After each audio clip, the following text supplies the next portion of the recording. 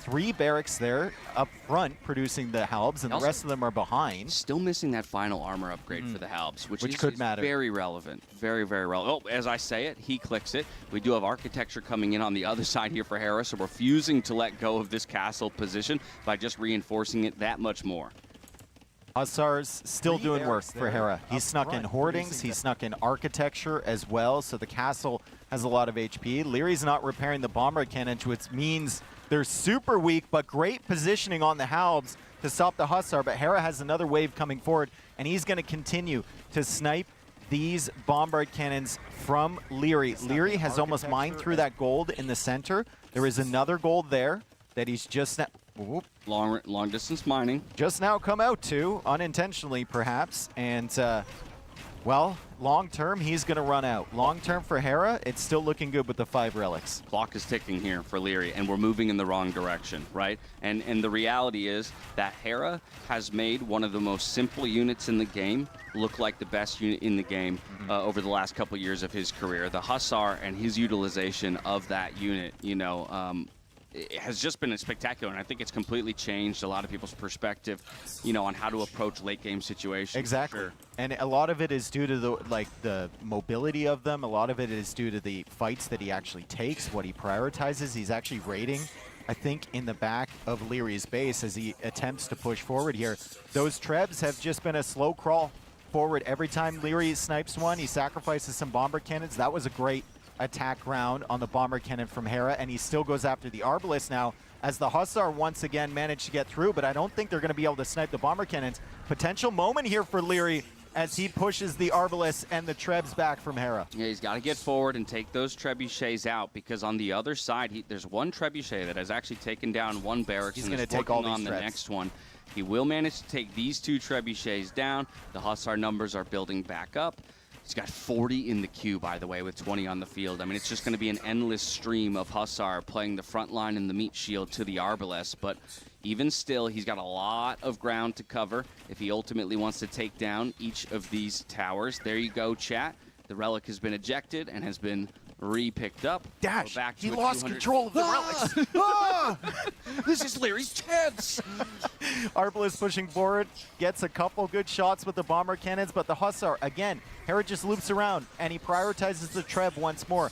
I would have loved to see more Trebs from Leary. Would have loved to see like a 3-4 Treb stack from him with the Halberdiers protecting, but Hera makes it so difficult because Leary's trying to protect his bomber cannons at all times. Leary almost mined through that goal we can see on screen. The other one to the north, that's being harassed consistently by Hera. Hera knows that that is a priority for Leary right now. It's a really good point on the Trebs, right? Because we're in this situation where it feels like every wave of Hussar maximum could kill like 2 Trebs. Yeah. So to your point, if you get 4 up there, not only are you just putting more pressure on the castle, at worst, maybe 2 of them go down, and before the next wave comes in, you actually might take that castle. Yeah, and I mean, 4 Trebs in a weird way is easier to protect than 1 Treb, because the Halbs, like, they kind of block off space. So the Halbs can kind of sit in those little areas between the towers and prevent the Hussars from going in there. But, I mean, it's easier said than done, right? Architecture now coming in for Leary probably would have been useful before for the HP on the towers, but now he's forced to shift Halbs to the north side because Hera is there with 2 Trebuchet, with the Hussars, using the mobility. Leary is trying to limit his mobility as much as possible. Every time, though, Hera seems to be pulling him out of position. Hera is doing a phenomenal job. Yeah, once again, maneuvering those Hussar into the backline, ends up sniping a couple more bombard cannons. These are incredibly costly units for Leary to replace, and I think you can see a little bit of the frustration on Leary's face there just a moment ago, realizing that in so many ways, Hera feels inevitable. Yes.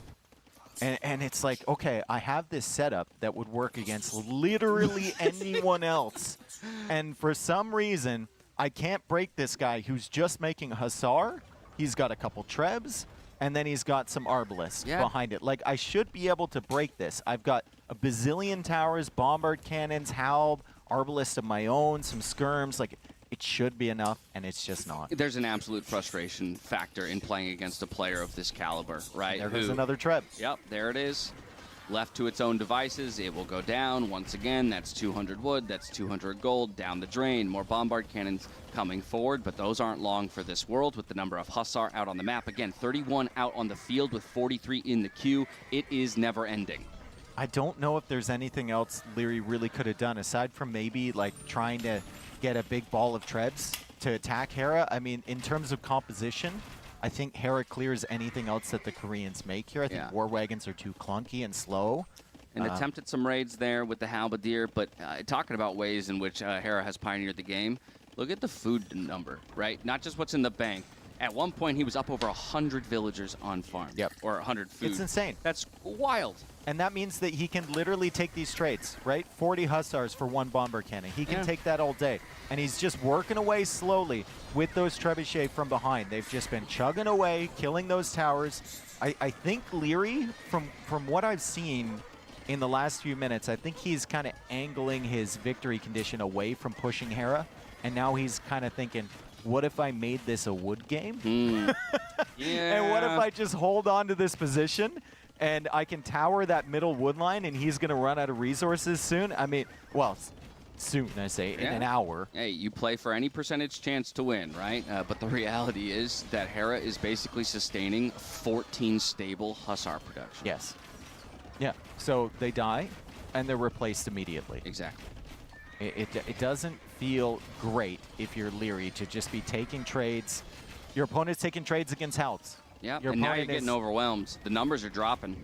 Tossing units in, and your tower stack that was saving you before, well, the towers are almost all gone. Remember where this battle started. It started near Hera's base. We're getting to the midpoint of the map, and Leary is pushing everything back. He still has tons of units in the queue. He's going for some more bombard cannons, but the towers are no longer there. So Leary is now engaged in a trash war. Hera has the gold available with almost 5,000 gold generated from those relics. Yeah, you see the desperation in Leary's market usage, right, for gold. He still does have that 1 gold position. I mean, he's collecting more than Hera right now. Hera's got 0 on gold, but it's trickling up, and the Hussar are just buying him so much time. Yeah, he's happy to do this, and the prices are getting worse and worse for Leary over here on the left-hand side of your screen. Still able to sell stone for a decent amount, but now has brought his stone count down to 0. Oh my goodness. 106 on food? And 63 in the queue. Oh my god. Producing out of 16 stables. 16 stables you can see there with each of those little circles underneath the Hussar icon. 108. I think that's the most I've seen, even in a Hera game. Every gold villager has become a farmer at this point. That is absolutely insane. Hera's getting arson now. Is he considering an infantry switch? I mean, at this point, you can just keep doing the same thing you've been doing. Yeah. It worked against 15 towers. It's probably going to work against 3. Yeah, if you want to end it in style, though, now you index into the man-at-arms line, right? Because you know that you've now forced your opponent essentially onto full trash. And what's good against trash? Nothing better than champions. And this is just absolutely insane from Hera. Leary's still trying to hold on. Leary's still at max pop. Like, don't get us wrong. He's got a great army. He still has a pretty good setup. But you can see Hera's always trying to take a different angle with the Hussar, and he comes in once again. He's going to be able to snipe another bombard cannon, maybe 2. Leary does manage to save 2 of those, but he's being overwhelmed by the sheer production from Hera right now. It is absolutely insane. 106 on food currently for Hera. Yeah, running out of ways to reason a victory out of this game here for Leary as he continues to lose ground slowly. Like you say, the population looks good. It is something that could convince a player to stick in it. But at the end of the day, I don't see what army composition is going to save you from what's bearing down on top of you. More halbs, more skirmishers for Leary. Still pop cap. You do not resign at 200 pops. Right. Even if you're Leary, like even if this has been happening, you really don't want to resign at 200 pop. He's still got the gold up there. I'm surprised that Hera hasn't prioritized this more. No, and now he comes over with the Hussar. It gives an opportunity for Leary to push forward, but Leary only has condos. 1 bombard cannon behind. Don't have to go through all of the upgrades, right? You can just start producing the condos immediately, and they at least have all of the blacksmith upgrades at their utilization. Villagers go down on the gold. Leary will have to replace those if he ultimately wants to bring in the rest of the gold remaining on the map, because otherwise he's playing with just wood and food. I mean, and I want to say, like, Hera's going to have to spend a lot of wood on those farms, but remember how quickly he got crop rotation? Yeah. He got crop rotation when he was advancing, like, or just after he advanced to the Imperial Age. He could also Farms are going to have so much food on them. He could delete every villager and still produce hussars for a while. I mean, it's crazy. Although he did just sell 2,000 food for 280 gold. What a deal here in game number 1. Yeah, and then another 1,000. So yeah, ejected 3K. You know, I wonder if part of that too is just driving the food price down to its minimum. Or was it already at its minimum there? Oh yeah, 140 for 1,000 is the minimum already. Yeah. I've seen Leary sell some food. I think it's been there for a while. Yep. Big armies for both, 78 military for Leary. There was a little calm there before the storm. And Hera just sold 3,000 food. He was at like 1,000 food in the bank, and he's already up to 5,500. It's absolutely He actually insane. needs to lose population so that he can make more condos. I think right now he's just chilling. I think he's absolutely chilling right now. I actually might want to see him, if he's going to make condos, he still There it is. has control over the pond in the south. Like, transport a villager over there and just make the barracks on that side in Leary's eco. Could be a pain. Well, yeah, more than a pain. Could be game ending for sure. Well, I mean, at this point, what is going to be game ending? I mean, you've seen the same part of the screen for the last hour. Yeah, well, this is perhaps a start. Of course, both players have decent resources in the bank, so by no means is a single raid going to end it. But I do feel like Hera, again, with full control over the relics and the gold still coming in. You see some siege in the queue for him. Petards for Leary. He's thinking about a snipe. Is he, though, or is he thinking about petarding the wall to the south? I think he just did it. I think he just walled or petarded the wall to the south. He's coming in with some helms, and he runs directly into a castle. So not the most impressive counter raid. I think he wanted to stop that Treb from taking out his tower that was trying to deny the wood line. As Hera continues to push forward, we look at the KD. It's somehow even. We've just been watching Hera feed Hussars in there, and somehow the KD is looking really, really solid. Those Arbalists have a ton of kills on them from Hera. Yeah, 36 kills from like 8 units is pretty solid. The condos have made it forward. They're going to feel pretty good into just halberdier and skirmishers. Of course, we still have plenty of hussars streaming in as well. Just a small ball of arbalists to provide some cover for those melee units. And of course, all of this is just buying space for the trebuchets. The trebuchets have to one by one work through each of these keeps. It's not an easy task. It's a slow task. But it is one that is necessary if Hera ultimately wants to take it. And he can't disrespect the position, right? He can't disrespect the fortified position that Leary has. If at any moment you have a lapse of judgment, you throw too much of your army away, and you don't have the proper stuff queued behind it, then maybe Leary finds an opening. But at this point, it's looking tough. Like, Hera's going to always have the proper stuff queued behind it. Look at this. He's got 40 in the queue. He's just brute forcing his way directly through this. Leary is now falling in population. He's been max pop forever, and now he's down to 155. Leary is going to lose this game 1, I'm pretty sure of. I can't see a way back for him. If he couldn't hold forward with all those towers, he's not going to hold now. And I think even with some villagers on that gold in the north, it's not going to be enough to pull him back. Yep. We see a pop-capped Hera still making progress. Leary, like you said, down to 150, losing any opportunity to bring more gold in. You saw a quick reach for hand cannons, but not really the ideal unit into an Italian's player who's producing Condottiero. And so again, I struggle for options here. For Leary, still making use of the market is Hera because his resources are absolutely absurd, chucking away 500, 1,000 at a time for just small amounts of gold, but he can do it. He has deleted a few villagers, I think, or maybe pulled them onto wood because he's down to 91 on food now. I think he probably pulled them onto wood because he sensed where this game might be going into a wood battle as soon as he saw the towers from Leary on that middle wood line. Unfortunately for Leary, Hera still has plenty of wood on his side of the map that's not part of that central chunk. As Leary actually pushes this back, and he's going to kill that trebuchet. You know how much effort he has had to put into to try and kill that trebuchet? That thing has killed probably 10 towers, something like that. Yep. Hera has saved that for a very, very long time as Leary now goes for another counter raid into the wood line in the south, and it's Hera's turn to try and come out and take that gold in the north. Knights now, interestingly enough. They were chatting something?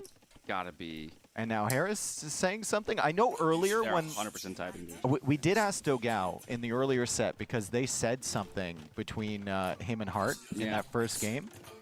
And Dogao actually said draw. And Hart responded with an 11. Right, so we heard the 11, didn't see what had prompted it. We're lucky enough to have access to the players after the series to be able to ask them. Once again, relics ejected will be dumped right back into the monastery to keep the gold trickling in up to 6.750 in the gold count collected by relics. I mean, at this point, like you say, Leary's playing for one thing and one thing only, which is a wood game, and even then, I'm not sure if that would go in his favor. I'm just wondering, like, Hera, it seems perfectly content with this setup. There are other things he could do. He could try and, like, kill the wall. He could try and raid into Leary's base or something like that, but he's just constantly trying to pull Leary into fights that benefit him back on his side, right? He's pulled the entire army over towards his base. He can collapse on that at any point. We got 53,000 wood now remaining as Hera dives around the halberdiers to find the skirmishers. And now he's just going to go back to Leary's base because guess what? There's 60 population forward, and it can't be brought back in time. And Leary now realizes he's going to go for some quick walls. The Hussar can't get in, so that's great job from Leary. Still, there's nothing to support the skirms and halbs. Leary can't push the buildings without siege. Yeah, and you just freely take a Hussar into halberdier fight, because why not? You've got 6K food behind it. You're just going to reproduce all of those Hussar like it was nothing. 7,000 gold collected from relics. For anyone who's asking or anyone who's been curious, this victory is not supposed to be set to standard. It's supposed to be set on conquest, which cannot be won by a wonder or relics. So players are responsible for the settings in the lobby, and they just missed it. They missed it when they set it up. They happened to Leary against Stout in a tournament about a couple weeks ago. And, well, it's happened to him again. So I'm assuming that it was Leary who was the host of this game. That's a good question, because I wonder, Hera is technically the higher seed. And I wonder, is the higher seed the host every time? I don't know. Yeah, I don't know. That's it might be, actually, it's probably the lower seed because you make the lower seed do the work? Is that the argument you're making there, Dave? This doesn't make sense. Either way you cut it, it doesn't make sense because they should be playing with conquest settings in all their practice games and everything, so it should save. So something clearly happened there as Leary's trying to snipe the Arbalest, and the Halberdiers once again feasting on the Hussar. Hera doesn't seem to mind with 6,000 food in the bank, and it's just the same old, same old. We haven't seen anything different for a very long time. Yep. We have to start looking at wood now. If Leary is going to continue to hold, Hera has a refusal to push for whatever reason. I mean, it's going to become about wood. Yep. Two things. First of all, got confirmation. Hera was the host. Okay. So this is on Hera. Secondly, Hera, I think, realizing again the state of the game and where it's heading, decides to go for just about the only tech he hadn't secured just yet a moment ago, which was Elite Skirmisher, and now an Elite Cannon Galleon, because why not? Is Hera, can we go back to that treb on the middle wood line? Is Hera trebbing the... He's trebbing the lumber camps from Leary. Just going to make your lumber. lumber. So if Leary wants to take all of that wood, it's going to become very difficult for him. With Hera sniping that from behind, it also prevents any towers coming up if Hera wants to go to the wood line. Just really, really tough situation here for Leary. Even sneaking in town patrol, which at this stage of the game, a tech that costs gold, I'm not certain what that's giving you. Maybe some more insight onto whether Hera's on the other side of that wood line. Yeah, that's a really good point, though, right? That amount of gold. Maybe you just have nothing else to get. I guess, but if you ever are going to win this game as Leary, you're still going to have siege at some point. They're bored now. They have to be bored now. Leary's dancing with Halberdier against Skirmisher. Hera's dancing with the Hussar in front. And it's just, this is something. I've run out of words. We both have. We both have, and I think the players have run out of strategic options, right? They're both playing what is essentially the best available composition for them in the game state. Look at the score. It's dead even. Back and forth, back and forth, back and forth. Leary's on top. Now Hera's on top. Now Leary's back on top again as Hera produces more Hussar. He's going to take the score lead again. Hera with 90 on food. Leary with 77 on food now. Leary's trying to snipe the skirmishers because those are the bigger threat than the Hussar, apparently. Just watch the KD climb. They're 100 apart, and it is literally like kill for kill, kill for kill, kill for kill, kill for kill. Dead even in the trades. And this is all trash units that are being traded overall. Cannon Galleon's working on that castle from Leary. They're working on the castle from Leary, which is kind of protecting there. That's killed quite a few Hussar that have come in and attempted to raid earlier on. So that could be a really, really nice snipe there from Hera. And you know what? This is what the relics bought him, right? The fact that he still has gold at his disposal at this point in the game means that he can sneak in those couple of extra technologies, those absurdly expensive ones and somewhat niche ones where, yes, you're just all you need is 2 or 3 elite cannon galleons, and all of a sudden the space is going to get restricted here. That central wood line is going to become that much harder for Leary to sit on because with trebuchets and those cannon galleons, all of his buildings are going to get pushed back. Where's the treb from Leary?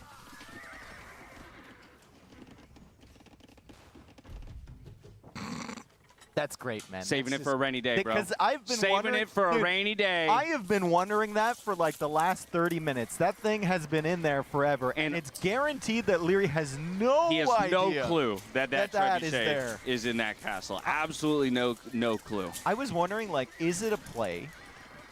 Let me cook. Is it a play to sit on the other side of Hera's wood line in the middle and start sniping trees? Ooh. On his side, because you can't chop them. Yeah, one at a time.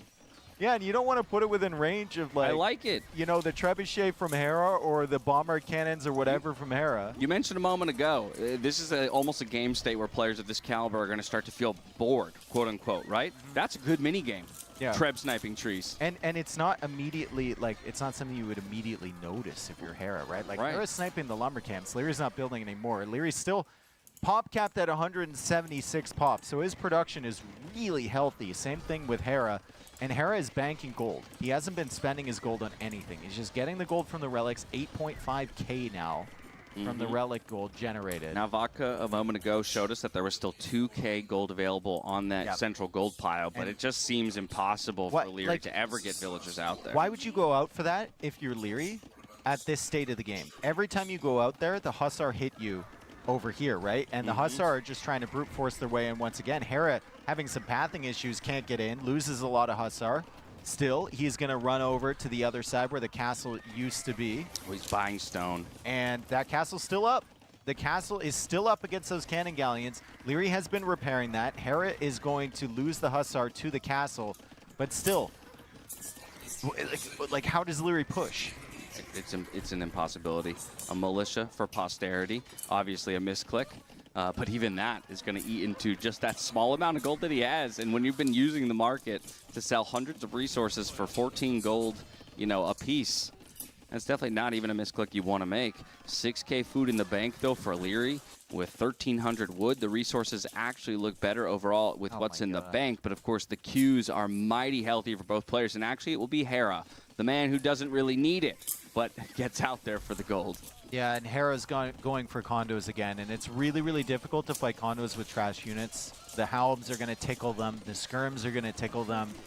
The condos will die eventually, but that means the Hussar are free to come after those skirmishers and maybe come after the eco from Leary. I mean, this is just getting so difficult. Now Leary is forced to tech into Korean Hussar, which are not good at all. And Hussar doesn't tech even have all the upgrades. Like, for him. I think you can only get light cap. Like, the Hussar tech just costs way too much gold. 600? This state of the game. Yeah. It's just way too much. I mean, he might even just make scouts at this stage. Husbandry, he at least got enough gold here to either go for the next armor upgrade or for light cap. Well, I guess you could get both. You could get light cap plus one more armor upgrade. But even then, I don't think that's ideal. I also, like, I know this is Regicide, and in Leary's position, you should be thinking about a King Snipe potentially. I don't think there's any way you could ever get there. Well, then what the heck is the Treb for? No, I'm kidding. We both know that he's forgotten about it. Look at how exposed that is. Maybe, okay, no, wait a second. Hang on a second. There is a way you can get there. It's with the Korean Hussar. Okay. You send in like 50 and try and get that, but he's going to lose the front and he's losing the wood line. And now Hera's on his side of the map, and there's absolutely no wood. All right, so we need, for Leary to take we need 60 Korean light cav, because by the time they get there, there will only be about 15 remaining. And Hera will see this coming from a mile. So you also need to distract, which means you also need to eject your king. So Hera's chasing your king. Okay, yeah, the wild problem goose chase. Yeah, exactly. The problem is that the skirmishers have ballistics. Yeah, okay. But there is but if there's way. one player that can out-micro with the ballistics, it'll be Leary, It'll right? be Leary, yes. And be the greatest dance of his life. Exactly. And you would also have to know where the king from Hera is. Okay. And so there are layers to this plan, but like an onion, we can get to the middle of it eventually. Look at Vodka trying to get us back on track. It's like he's attacking the wall with the cannon galleon in the north so he can raid. Haha. I respect it, Vodka. Thank you very much for trying to keep us sane and on track, as I'm sure the players are also trying to hold on to their sanity. Let's not forget, folks, that this is game 1 of a potential 5-game series. Exhaustion can always be a factor. And a game like this is definitely going to wear on you over time, mentally and physically. It's bothering me that Hera is just comfortable taking out a keep with skirmishers. He does have one Treb attacking it as well. I assume it's 1 damage per skirm, and his keep has how much health? It had architecture, so it had close to 3,000. Okay, so he needs 2,723 javelins. Oh, to land. Here comes the raid. Remember, fortified wall tech for Leary, so the wall goes down, and Hussar, Korean Hussar, is coming in from him. I don't think you can hold this line with just Hussar, especially after Hera adapts. So maybe you're starting to think about that King Snipe. Maybe you're thinking about that potential. Who knows?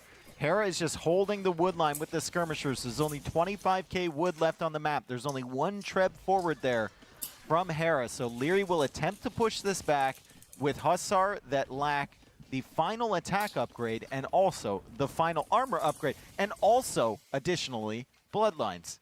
They're not good. No, not good at all. Not good at all. But his best option in terms of dealing with the skirmishers, it feels like. And at least he has managed to get to that tech. This up. So now at this point, yes, it's just a food investment. And honestly, also his best option against the Condottiero. But during all of this, he's losing a decent amount of his farming economy, down to 54 on food with very little food in the bank. He's going to have to transition some of his lumberjacks, back onto farms. Of course, for both of these players, we are going to keep track of the wood lines and what's the available wood for them.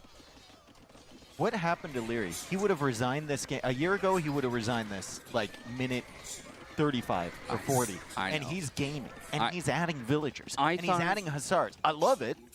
I thought he was going to resign the moment he got pushed off of the gold. Yeah, but look at where he is now. I know. He's pushing. He got pushed off the trebuchet. The Treb is over. He realized that there was a Treb garrison in the castle. Did it? The raid. The raid actually made him see the flag. He looked in his castle, and now he's trying to snipe the bomb or the cannon galleons, and he gets them with halberdier, and the castle has been saved. Okay. Yet again, as the Hussar from Hera coming in here, he's trying to go for a tower in the middle. He is getting guard tower as well. Gold still ticking up for him, close to 10k gold. That's ridiculous. From the relics. Just ridiculous. And what is Leary doing? He's making Korean Hussar. You ever seen a game where somebody gets more gold from relics than they do from mining it on the map? It might be the case now. Absolutely. It actually might be the case. We have to do the calcs. Did he have more than, like, 10 tiles? No, like 12 tiles. No, you don't even have that much gold on this map, right? I think he had more than that, though. It's getting getting close, though. By the time this game is over, it's going to get close. I'm re-energized. As long as that Treb is on the field, it can happen in my world. What a game. Honestly. What a game. How on earth has Leary still held this long? The persistence from him has been insane. And obviously, the macro and the production from Hera has been world-class. And I've never seen crop rotation give someone a bigger benefit because Hera hasn't had to come out to this wood line the entire time. There's definitely an element of just die already happening in Hera's head right now, right? Because he as well feels like this, I'm pretty certain, feels like this game should have been over, right? Or at least still feels like it is over. And yet, he's still having to click keys.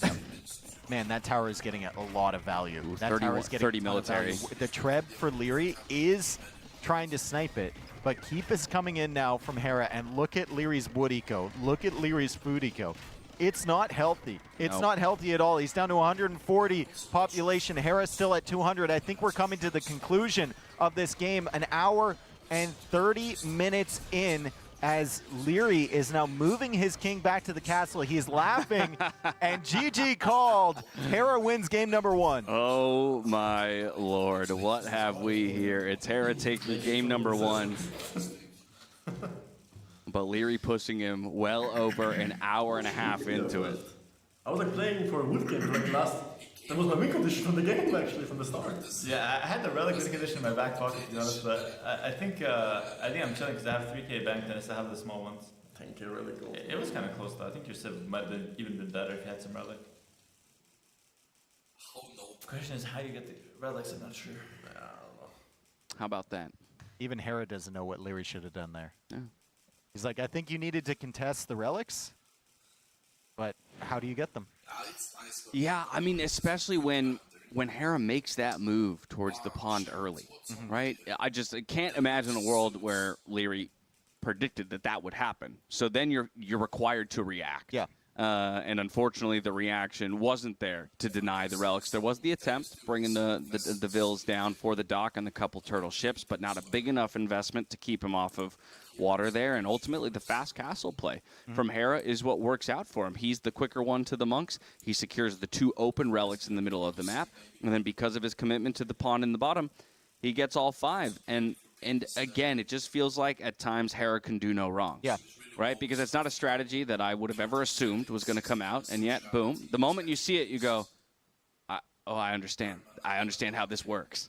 I think Leary, once again, it all comes back, for me, it comes back to the fact that Leary didn't have a Treb stack to push. He kept making bombard cannons. At one point, I think he had 6 with like 5 more in the queue. Yeah. And those are so much easier to snipe for Hera going against towers and halves because they're moving into vulnerable positions. You can surround them easier than the Treb. And minorly more costly. Yes, right? exactly. They are 25 gold, 25 wood more expensive, right? I know Leary was trying to deal with the Arbalest, so you do need a few bombard cannons. But I think the Trebs give you a lot more value against the castle, and you can even engage in just a Treb versus Treb war. The Arbalest can't snipe them. We saw them snipe so many bombard cannons, but that's such a tiny thing in this game that lasted an hour and a half. And we saw, what, over 3,000 kills? Yeah, if that's where we're nitpicking, you know, like, get out of here. Just get out of here with that kind of criticism. You know what I mean? These players are absolute monsters. They played their hearts out. I think with that, as we kind of rest and retool towards game number 2, we're going to throw you to a quick break. When we come back, we'll figure out what map, what civs the players are selecting here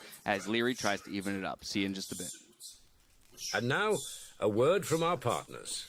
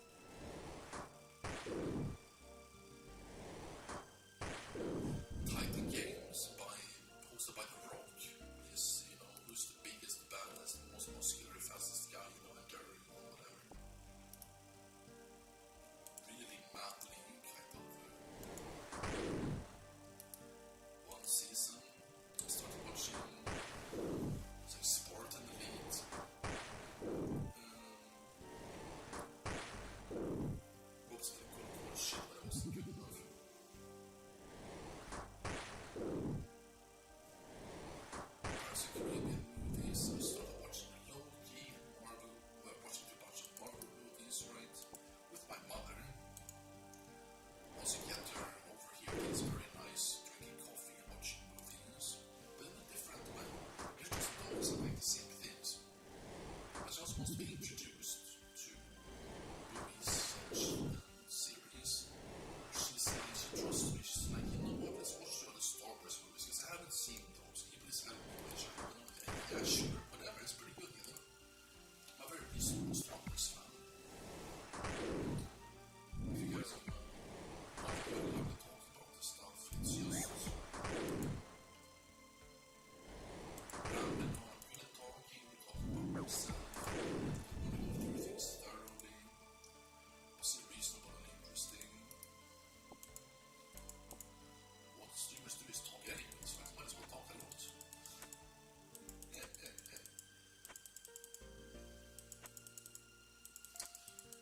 Slayer toss the most giants here, very boats and prayer XP, 120 SPC years, a 50 times 8 XP right now.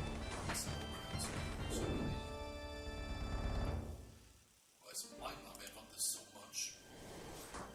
155 Slayer for steering points, as you can see here. In leagues, I can increase my max hit and roll high, or max hits increase in between my attacks up to 40% more damage. Holy shit. Oh, that's just between hits as well, so just almost a target. I think it's very high, but I still think it wouldn't be like this if it wasn't between targets. Mother watched the 4th, 5th, and 6th Star Wars movies, which is pretty good. It's 3 movies, sci-fi for practical minded, fictionless, often moviegoer.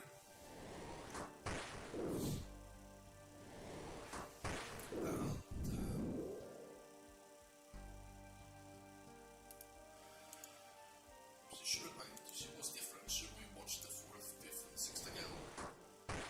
She was like close to her. There's like independent movies, independent series, and all kinds of Star Wars shit now. Great time to be a Star Wars fan, isn't it, Shoot? At least as long as we're having a good reasonable conversation, some kind of what I'm saying at the same time as doing it on completely implicit. Keeping things to high standard usually do without any praise, because people just don't see this is something else than what I see, but the things I'm critical about. Like if I try to keep things interesting, I was talking to a person on the one, you know, who is this stupid shit, and I'm like, I just told you the answer, right?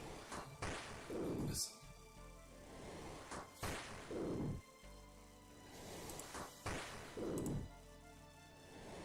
Still plenty of walling to go in order to have a complete base of safety. But now we have the stable up here for Hera just as Lyria arrives with the Spearman. So Look going at to the- get look good at the scouting score information. Whatever. They're not even costly yet. I want to put it more on this instead.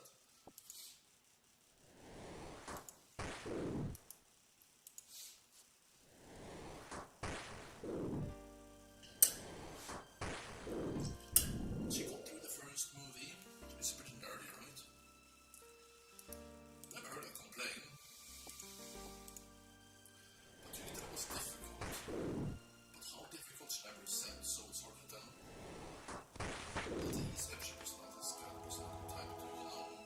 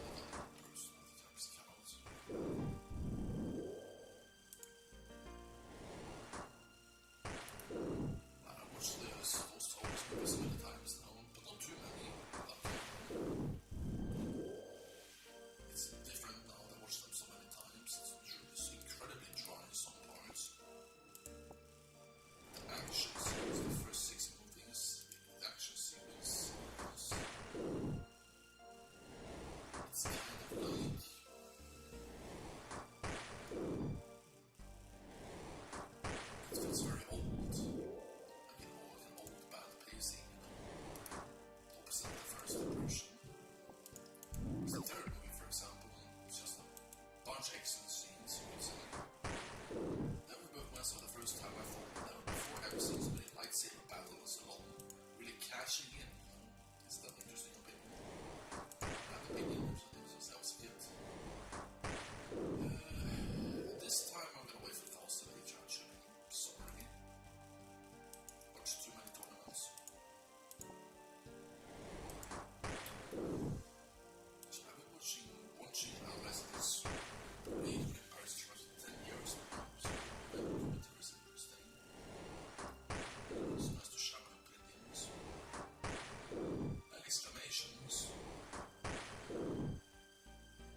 I think it's interesting that it can be pretty hype. People like, oh shit, oh. You'll see.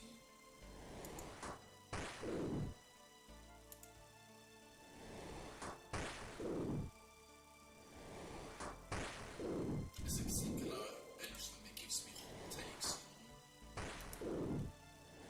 like, Jen.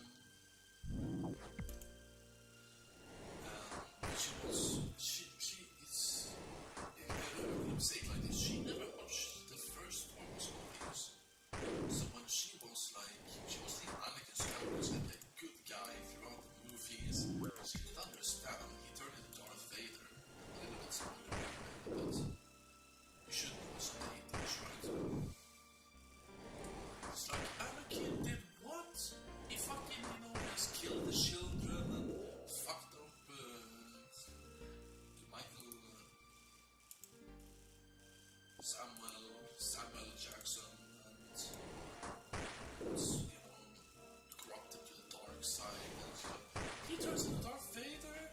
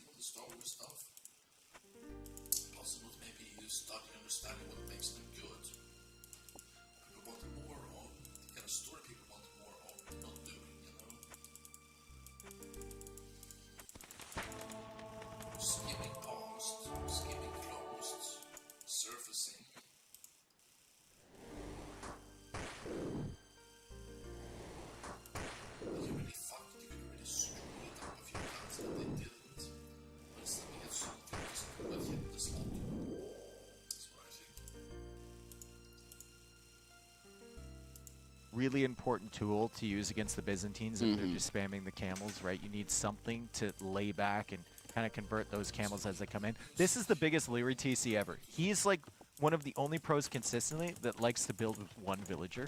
He doesn't know the math on it or something, or maybe he knows that that's the most efficient way to get a building up. Technically, yeah. But still, you're losing time in potential production. Right. That's and that's the real trade-off with a TC specifically as compared to any other building. You generally want to build with 4.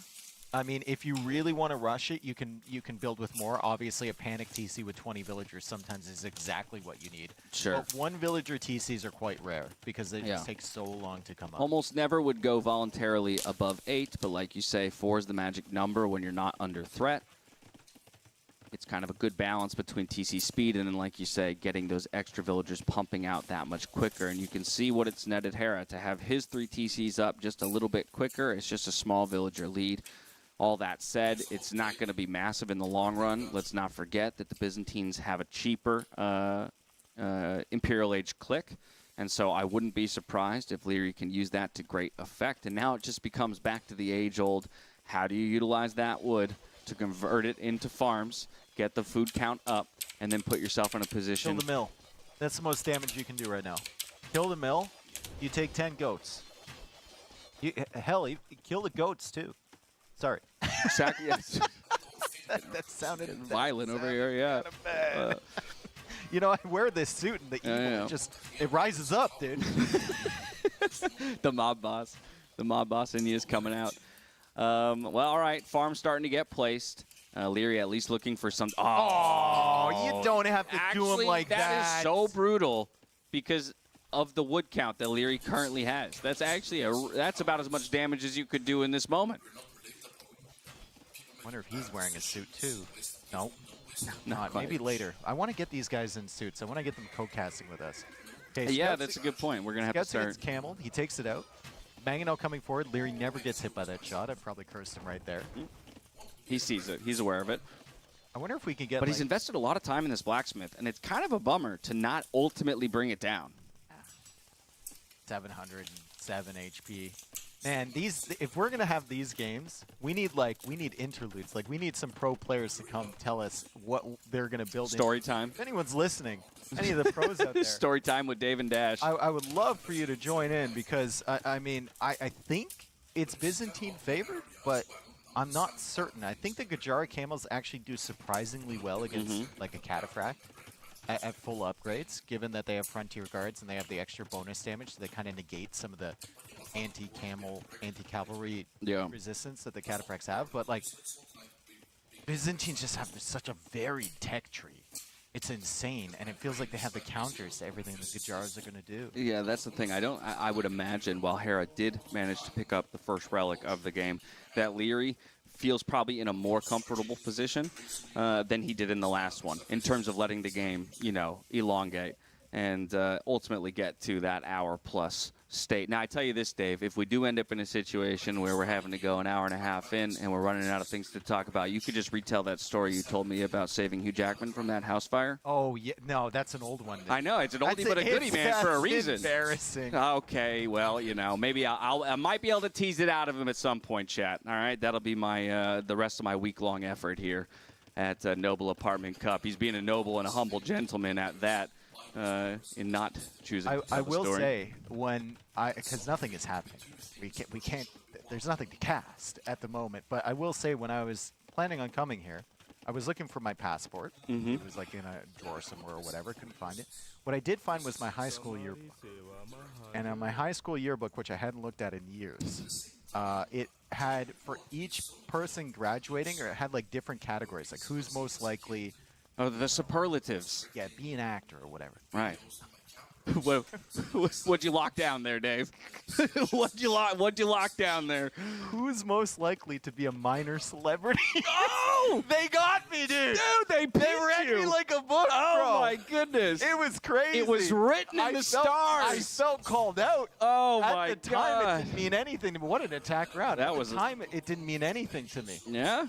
Right? It was like, what? Yeah, but it planted the seed. It planted the seeds of what would be in that brain of yours. All right, Imp on the way for both players, and I think it's no surprise that it was the Byzantine player who managed to click up first, just a minute ahead of Hera, and now we're starting to see more and more of those military techs come in. We're starting to see what kind of composition each player wants to work with, at least for the early stages. Yeah, this is going to be the classic crossbow turning into arbalest, and now we see the stone count for a castle. Great dive, perhaps, here onto the Mangonels. He's fine to give him camels. He's fine to give him camels. He needs to push back the Mangonels so that Hera can't see this castle, and Hera can't deny that castle. You're fine trading all those camels for the Mangonels. And Leary, he's done.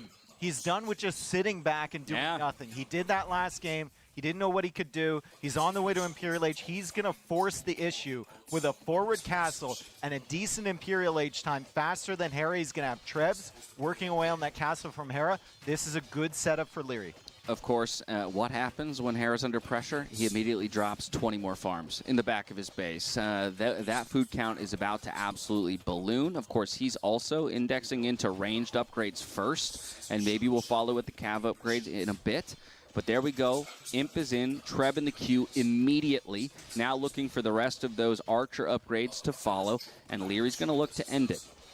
Chemistry on the way immediately from Leary. Hera's resources, he can click up again once he's in Imperial Age. You can see him kind of scratching his head. Maybe he doesn't know what to do, but if I know Hera, he knows exactly what he's going to do. Part of that might involve getting like Kshatriyas. Part of that might involve teching into something like elephant archers behind. Maybe he believes that's the solution, but with this position, the way he's played, like, he's going to lose a big portion of his base and a big portion of the farming eco he's already set up.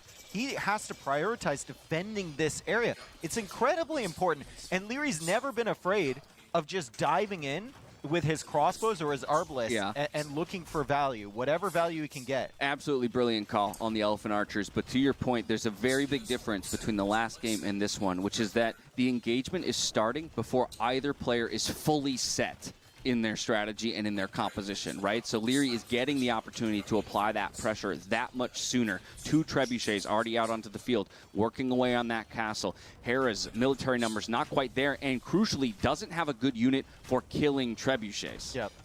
We talked about it before the set. You said in order to beat Hera, you need to make him, you put him in uncomfortable positions. I think he's in a pretty uncomfortable position right here because Leary has a very comparable eco to him. Yeah, absolutely. Like, and Hera has maybe more text, but like Leary's got the position. And he's already going into that heavy camo, getting the armor upgrade for them as well. He hasn't actually elected to go for Arbalest or that final bracer upgrade because he feels comfortable enough with what he has out here in front of the castle to protect those Trebs, even dropping a second castle now, pushing Hera off of that TC and perhaps off of another gold position. There's about 75% of the map that is in Leary's hands. He just needs to take a bit more of it before he can strangle Hera out of the game. Last game, what did Hera do? He sat. He was counting on his production, on his amazing eco, on his relics to push back Leary. He's doing the same thing here, but he doesn't have the obscene relic advantage he had last game. He doesn't have all of the technologies that he had last game upon reaching Imperial Age, and now he's losing position. And this should be Leary's game. Leary has done such a great job here. Hera is waiting for the technologies for his Elephant Archers, but Heavy Camel's already in. And the final armor upgrade is coming in. That Treb's going to die. A castle has already died. Town centers are dying, and the farming eco is being raided by Leary. Yeah, TCs are falling. Villagers are on the run. The techs are still coming in, but Hera doesn't feel like he has the army comp to take any of the fights, so he has to continue to absorb pressure, but there's only so much pressure that he can, concede at this point. Yeah, Hera trying to snipe. He's trying for the cheeky snipe on that trebuchet with the skirmishers, but Leary actually has sneaky villagers behind that repairing, so I wonder if he can save that trebuchet in time. He's trying to pull it away now, the bomber cannon shooting, and she tanked a shot for the Treb. You ever seen a villager header a cannonball? That's what just happened right there. Yeah, and also I've seen villagers on sudden death mode tank the trebuchet shot that was about to kill the TC. Those are and we'll never remember that. We didn't even know their names to begin with. That's true. We can't even remember them if we didn't know their names. There's no hall of heroes for the villagers that sacrificed their lives in service of the cause. But for Leary, that one will be remembered as woman. number one. Number As one. the crossbows come in, there may be many more, and the crossbows are coming in to snipe the bombard cannons. This is something Hera did so well against Leary last game. The camels are working away against the elephant archers, and even though the elephant archers are going to be able to kill the camels, Leary can just replace these. They're cheap Byzantine camels. He's got 42 on food. He's got Falls. 40 on gold right now. Exactly, yeah. I mean, Elven Archers are such a powerful, powerful unit, but if your structures are falling around you, now your trebuchets are ripe for the taking. The camels are just going to ignore those Elephant Archers in favor of the siege units, and he'll replace them behind. 6 in the queue, 20 on the field. He's got 4 trebuchets, the magic number we were looking for in the last game. He's found it this time around. Thank you, Vodka. I was wondering what was raiding in Leary's base because I saw it in the minimap, and I looked up at the top and I was like, is that the scouts? Can't be Hera anything. still process of elimination. It had to be, so I wasn't too worried that Leary was losing vills there as Leary now decides to raid into Hera's base, and he's, you know, rolling over with the trebs on the right side there, I think a little bit north of this TC as the camels continue to kill villagers. Yeah, those trebuchets are setting up. He's hunting town centers. Actually, yeah, that's all you need to do, right? At this Watch point. one of these vills tank a shot for the TC. Let's go. Well, Yeah. That's what 4 trebs does for you. yeah. Now they turn on to the other trebs of Hera. Hera, again, still building up slowly. That number of Elephant Archers is 17 now, 3 more in the queue. Pack them up, time Pack to go. them up, yeah, run away. Crossbows, not going to do well here, but might buy just enough time for the majority of those trebs to escape. And at the same time, Leary is raiding in the south.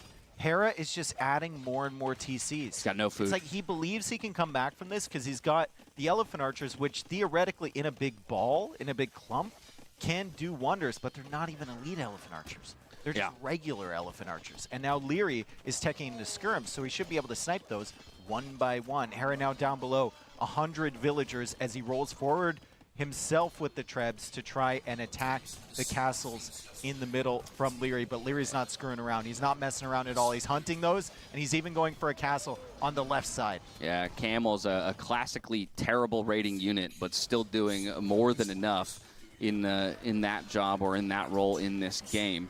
Hera making a stab for that gold position just to see if he, maybe with one singular push and a good set of micro and 2 trebs, can buy himself some breathing room to re-expand, but it's not looking good as another castle goes up on the southern side of the map, threatening yet another TC and continuing to constrict the space that Hera has to work with. Hera really needs a lead Elephant Archer against these skirms with the upgrades. Like, Leary's missing the final What's the armor. food cost, though, of But that upgrade? It's like 800 or something. Right? It's something ridiculous. Yeah, it's very, very prohibitively expensive at this point. But Hera's kind of building for it at the moment, and Leary's, you know, taking his foot off the pedal on this middle push, but the left push is still doing good. And man, Leary is so good with this, better than many other players. He moved all 3 of those trebs from the other side of the map back through his base and then over to the side. Yeah, and so working the seesaw action there, right? Putting pressure on one side of the map. Just as your opponent responds to that pressure, you swing it back around the other way. Now, this castle... It's a Byzantine castle. It's got a lot of HP, but it's only 1 villager Ooh, working. no, it's going to go down in the end, which is a bit of a bummer there.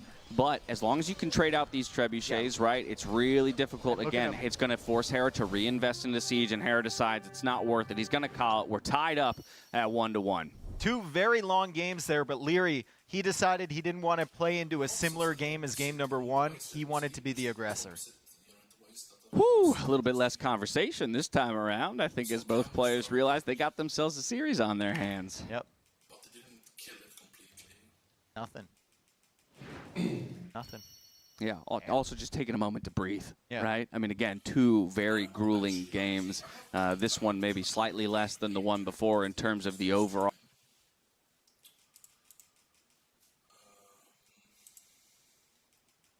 You know what I can say about this guy? Turtle vibes. 3 presents in.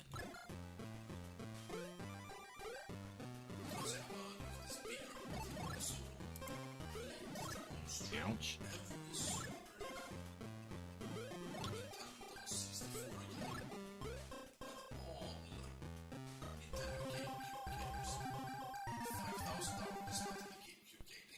Some people playing them And yeah, it just wasn't a good setup for Hera to make.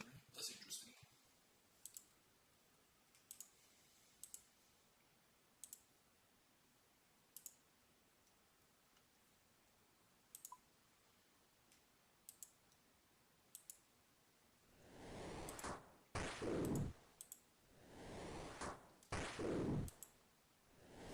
See, it's the trickle here. If I have more Slayer EXP.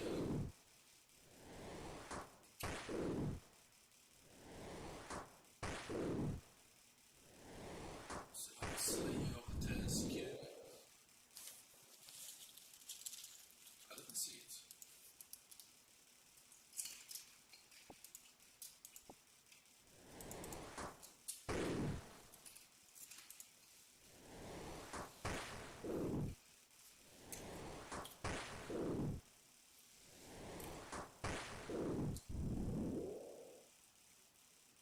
Wow, look at the task.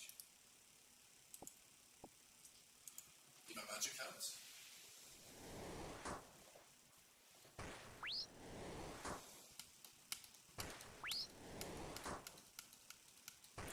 This I want to say it wasn't a very nerdy kind of reviewing.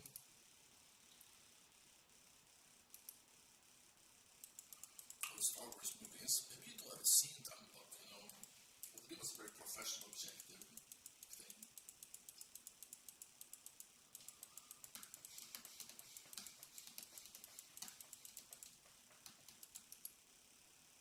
Can't kill that guy.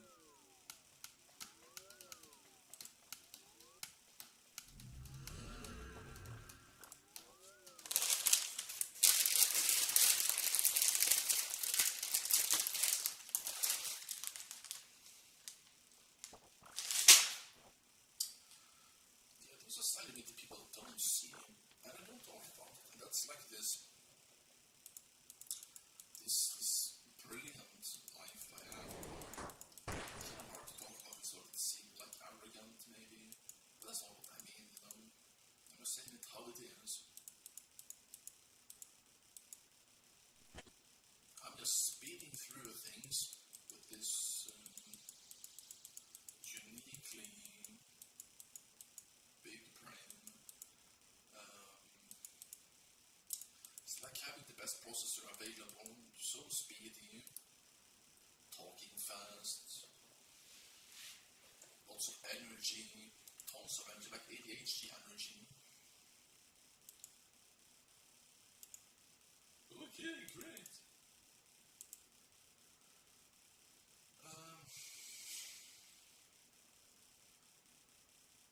Water wave. Oh, that's very interesting. Oh, well, that's too bad. For some player things, now it's got teleport back, lazy teleport.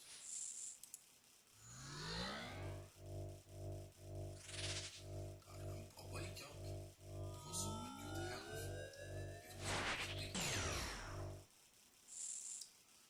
full of energy, good mood, just brilliant kind of energy. And I go and I stream and I I'm productive.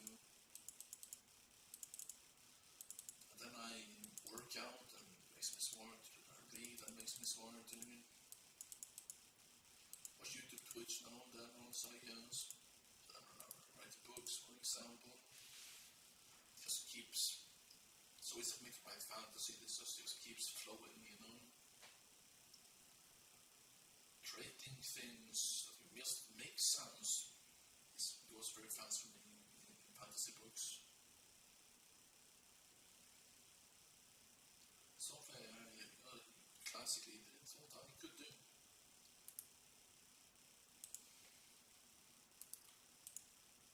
I shall use the Schwarzfisch.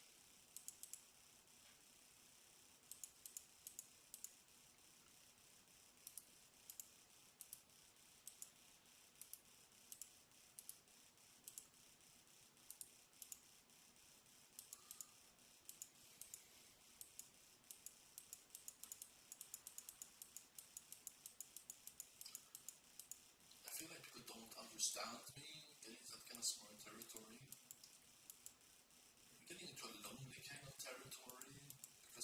smart.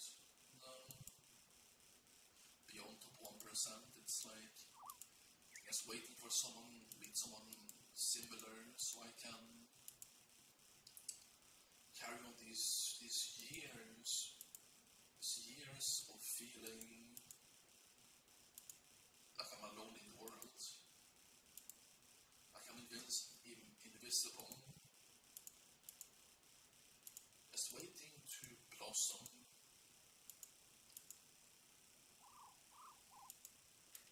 Like a nice spring flower waiting to blossom, waiting for spring.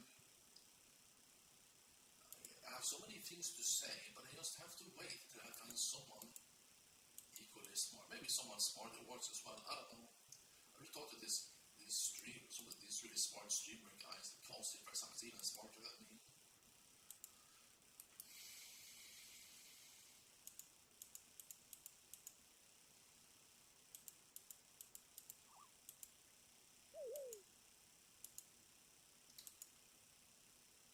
Sometimes when you're talking to someone, it feels like you've already known them for years. The conversation is just so fluent, right? But at the same time, it can also be like believing yourself of comments you've been carrying for years. There's just no one who would listen, you know.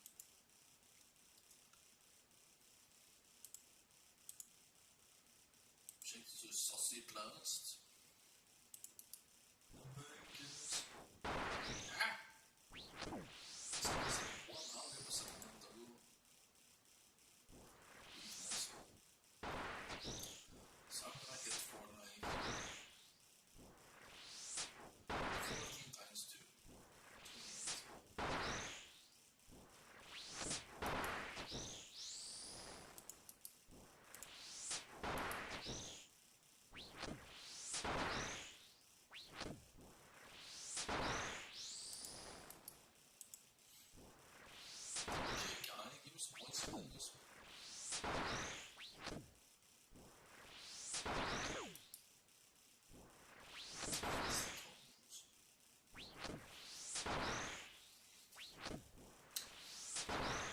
For a few months now, I've been meditating as well. I'm taking a small break because I just break down meditating.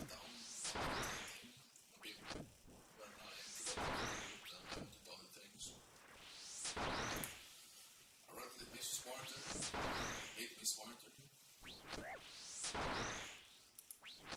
Counting brain shortage, buy some stuff like the wrong medicine, maybe some vaccines, we don't know. Damage done by vacuum cleaner.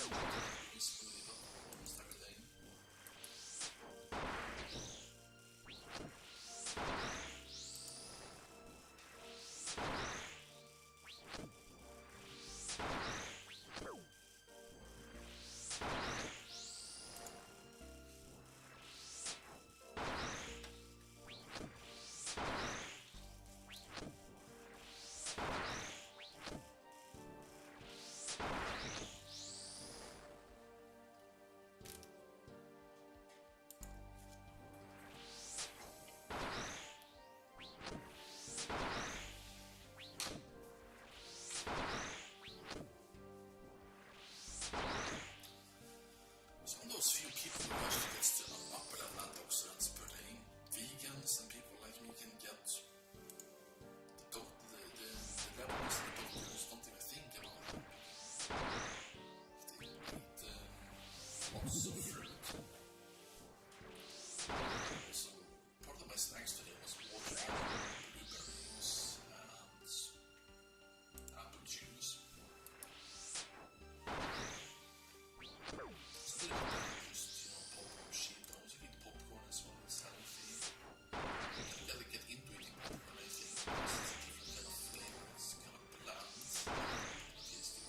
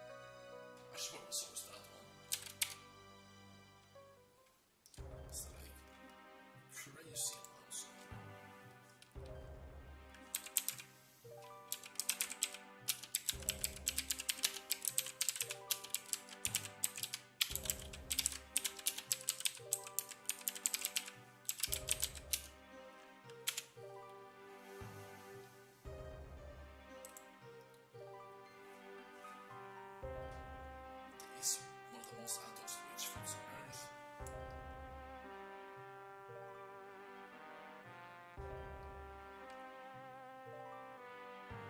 Anti-cancer properties, oxidation.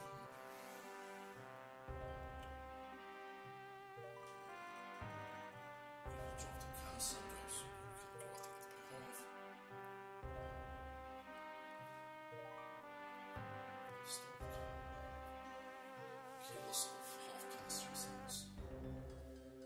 1 teaspoon of Burgosina of 4 pennies and provides 1,500 units of toxin. But that's also shit that I remembered.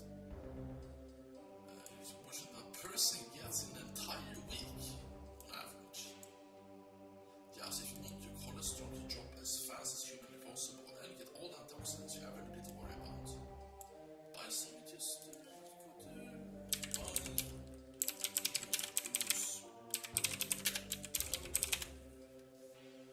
and then you click on this shit, because it's kind of hard to get all the antioxidants you need, and a doctor recommends you eating like 15 fruits to get them. Because of problem, tenth of a teaspoon works as well as so cold when you cholesterol. You see why I'm talking like this when I read this guy's facts. You know, it's a very good source for this stuff. Other stuff is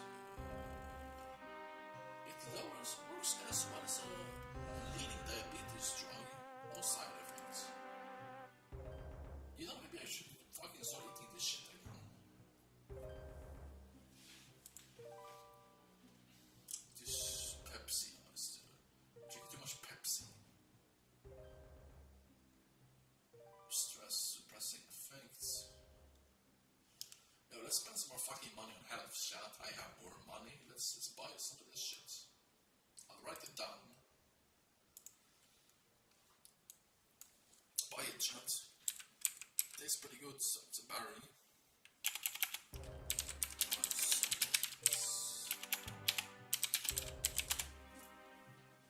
Go vegan, chat. Go vegetarian. Try it out, can't hurt. Almost giants.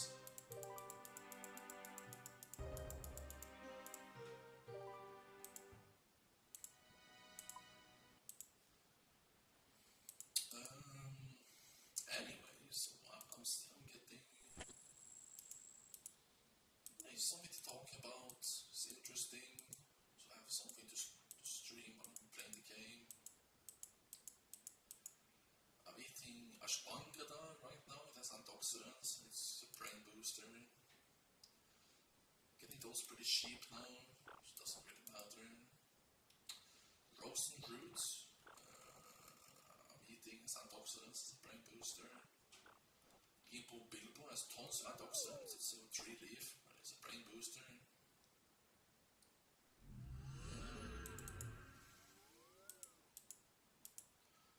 Omega-3 makes you smarter.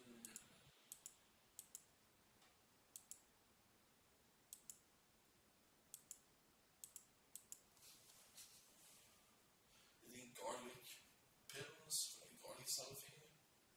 Just cloves sometimes. I'm not eating people, maybe. Lion's mane is a brain booster. There's tons of antioxidants. Multivitamin I also have. It's just a regular one actually. Cheap. All you need. Doesn't get any fancy in those. You don't. Just because you're paying more for vitamins doesn't mean you're getting more vitamins, you know. That's my opinion. Magnesium.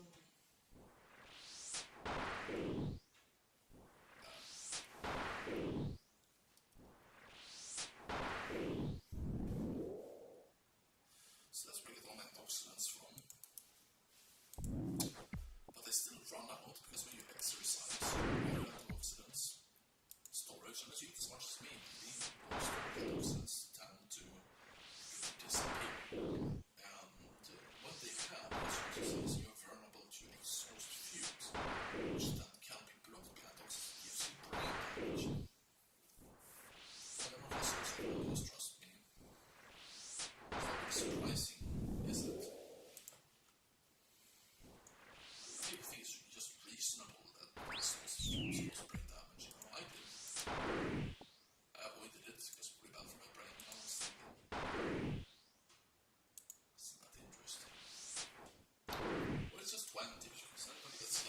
55 Slayer. Bam! Bam! Bam! Bam!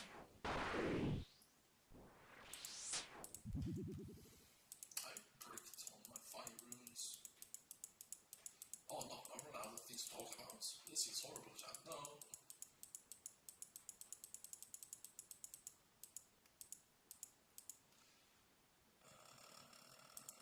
And also, I do like getting these cheap solutions, right? Because when it comes from nature, it's not a pill, it's not medicine.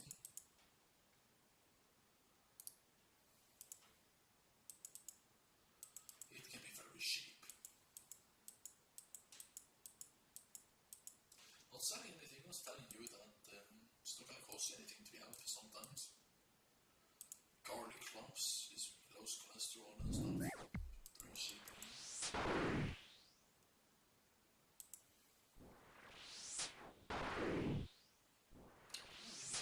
Use weight.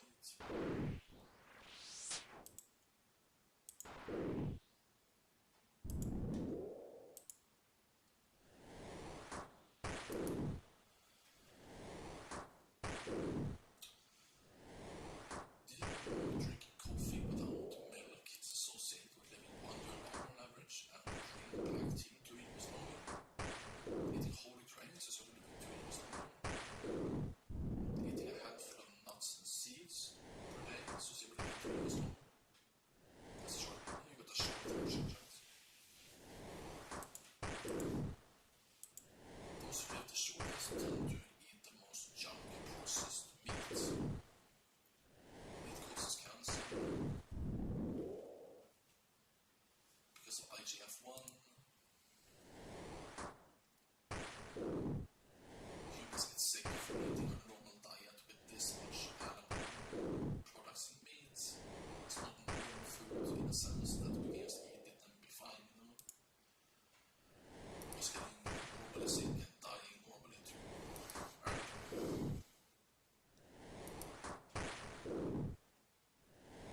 So many people think you can just eat normal food and just eat a little bit more vegetables or something. Or from some vegetables, eat normal stuff, and you're gonna, like my mother, you're gonna be fine or whatever.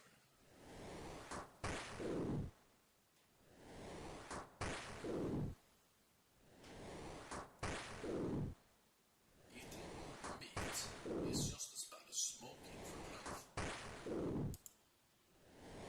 Basically, every hamburger, every hot dog hamburger, glass of milk makes it 30 minutes longer. Yeah, we calculated that shit. It's just the kind of statistics I like.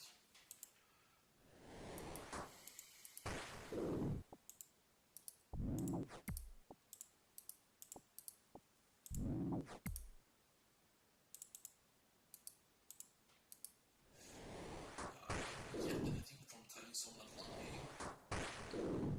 US would be less healthy instead of still healthy, you know. If I was lying about anything, no, I wouldn't. I think that's what they're saying. Mind reader, I guess. It's weird to say that.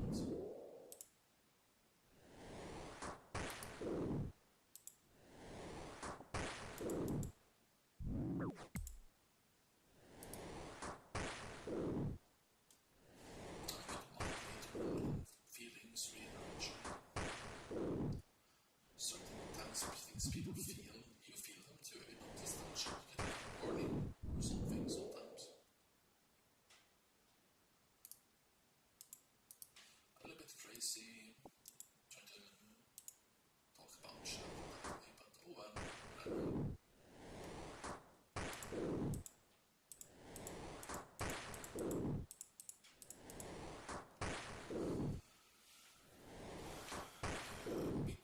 It is bad, but it was interesting to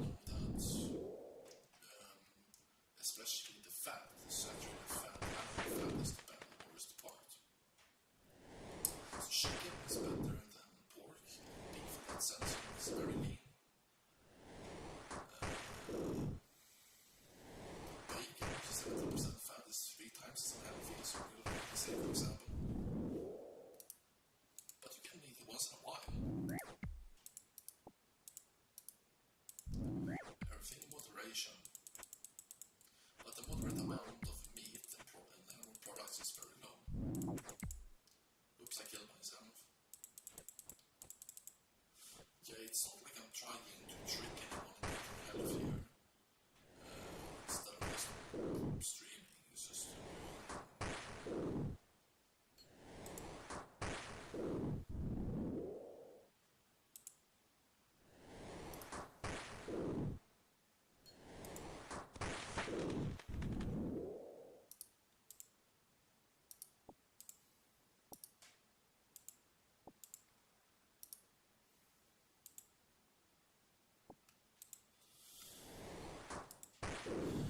but it is a big step, vegetarian or vegan.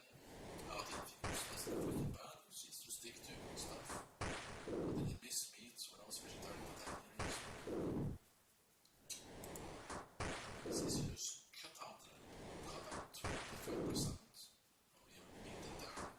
Your doctor will say 50%, maybe 75% for some people. Do you really have to eat that meat every day? You know, breakfast, lunch, and dinner. That's what the meat industry wants you to do. You have to do it. What would happen if you took away and replace with something else? Replace it with. If I may say so, something tells me. Something's warning me not to say this, but whatever. I think it's a good idea to replace discovering vegetarian alternatives and vegan alternatives to your meats. Subsidize them, maybe half the times, right? If you eat bacon 8, 9, or 10 times a week, would really notice a difference? No, it just seems bad, you know.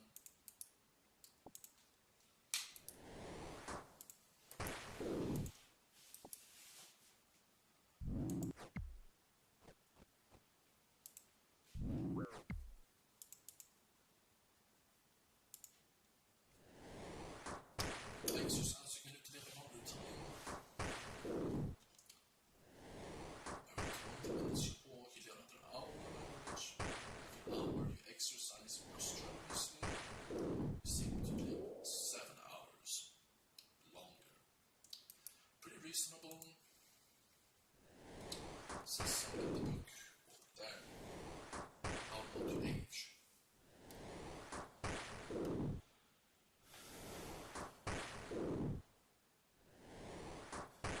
Stuff like that because I still have to start looking around.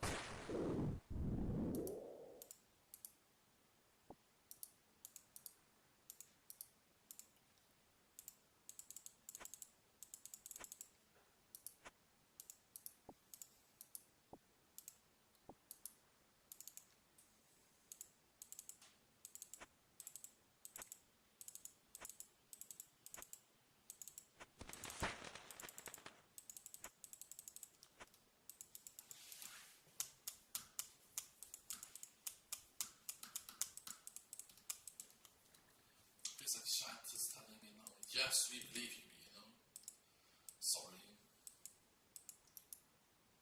I'm not a mind reader. Well, that's good of a mind reader.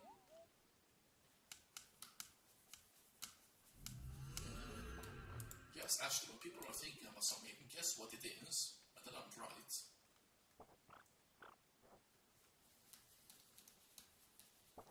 In my machinations of my giant brains and enigma.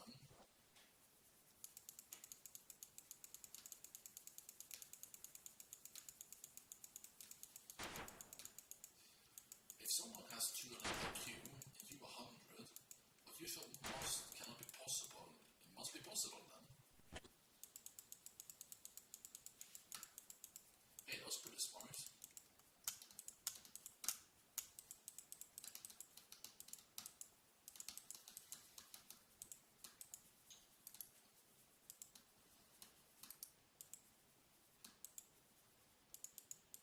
You're hunting spiders.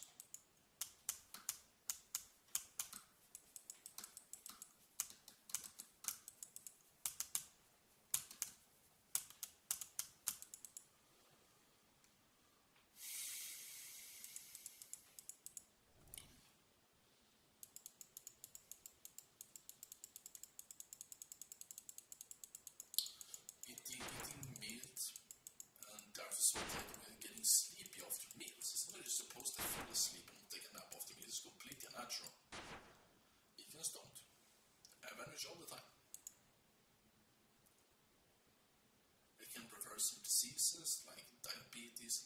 disease. Very good against cancer. This, you talk about cancer. Look, no, it's okay, more. Nothing you talk about.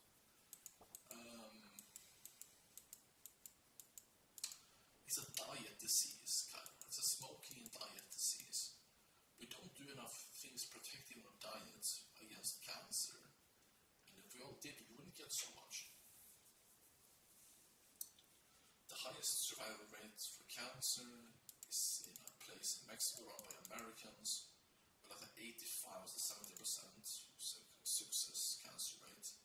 But they would have higher if people didn't get there as long as they were already so sick and developed in their cancer. They're using a substance called Q17 or something. It's some shit you really people should really know about it.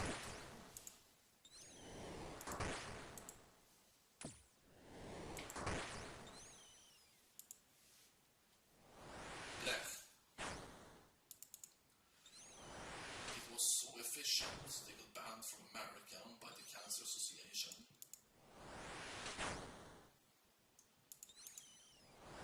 Something found in some kind of fucking bean, I think. That's the truth. It's a conspiracy. This person saves too many lives without making it. It's true. Maybe I should source that. I haven't done that yet. Q17.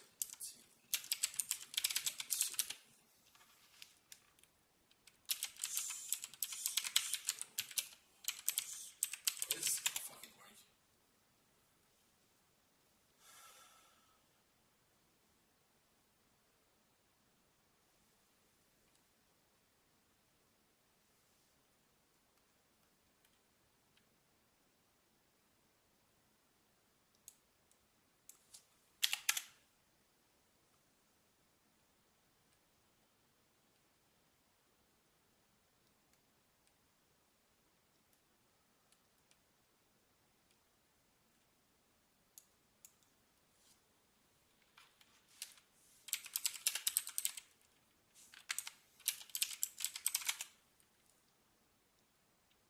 Yeah, there it is. It was Q17.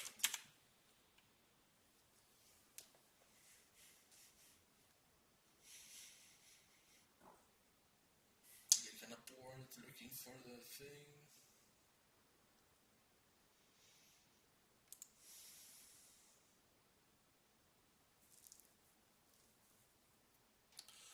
This book, Uplag 3, tells you that story. It's showing up here, you know. Q17 kills off cancer cell but leaves the regular cells alone. It was a fucking, some kind of fucking small beam, we don't did too much.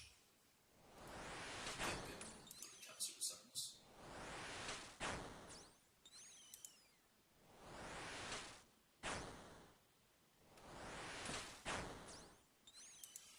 With a very mind-blowing book, it's the brain filled with shit you need to know, but you don't, and how to survive crucial chronic diseases. And do you stop doing shit you didn't know as well? You can let the body that burn. That's as good as those books from Michael Craig. Gosh, some things is so scary. Yes, so cancer, you know. What you can do is the vegan diet, for example, but especially when you get older, you should have a healthier diet. The chance of just getting cancer itself goes up very, very, very several times, you know. At 80 years old, it peaks, that doesn't get any worse. It's just doubled, tripled, and quadrupled, you know, in the later on 80 years. So you need to do something with your diet.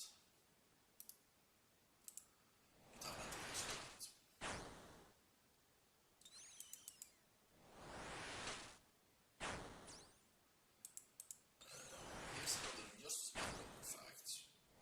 Some hospital did a very reasonable thing. change vegan diet in the hospitals. Let me see there. You know what the difference was in survival for non-vegan,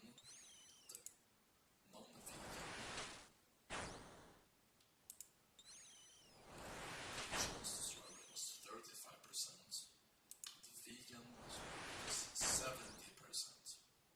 So when you get cancer, go vegan.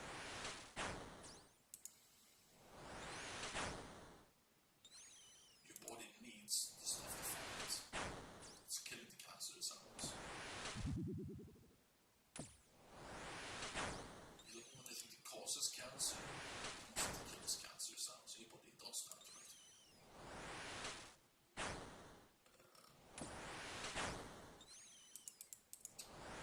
Best vegetable is spinach.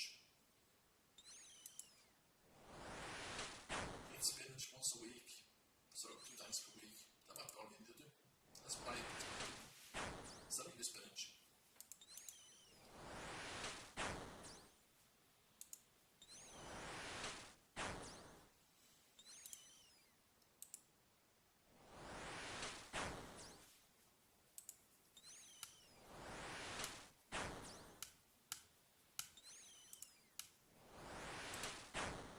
I actually have this book on the internet, so I could show you, you know,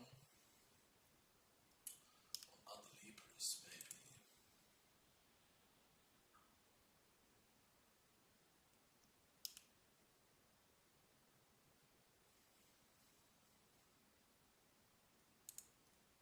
Another thing you need to know that's about cancer.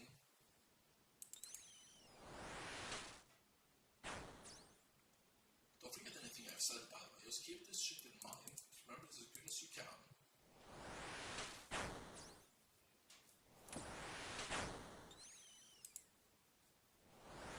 Is that chemotherapy it's been criticized for not being effective enough, and it's a bad, it's an awful treatment to go through. It costs too much.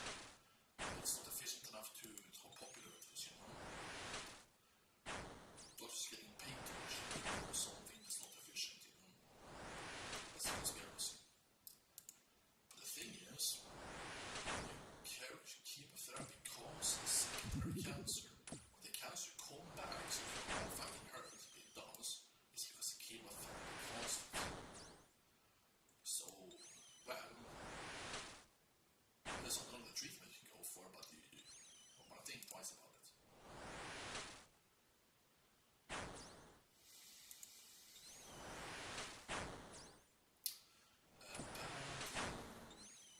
Bad dental work. Don't brush your teeth. Use a tooth. And too much bacteria that's under the new plastic tooth. It can all dissolve as a plaque, you know. It can all be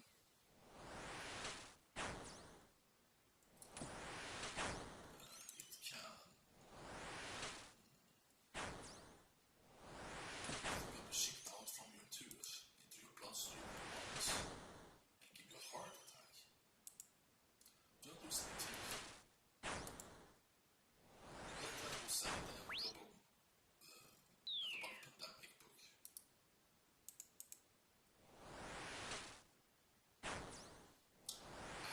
It feels actually, I don't believe that one, but it's true. I read it myself. Some doctors took teeth from people with plastic teeth and got all the bacteria in the bottom, you know. They operated it into rabbits, and every single one of them got a heart attack.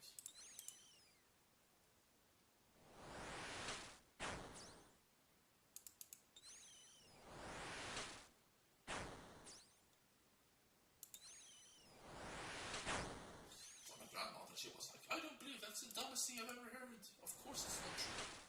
So fact resistance.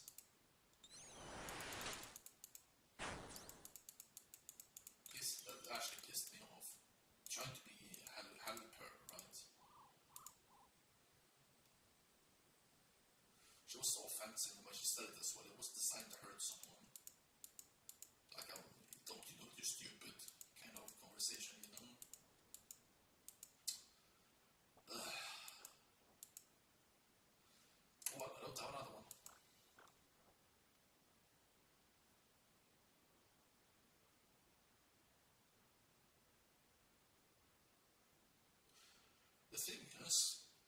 Here's something even more interesting. If you have low blood pressure and low cholesterol and get a heart attack, you're likely to survive it.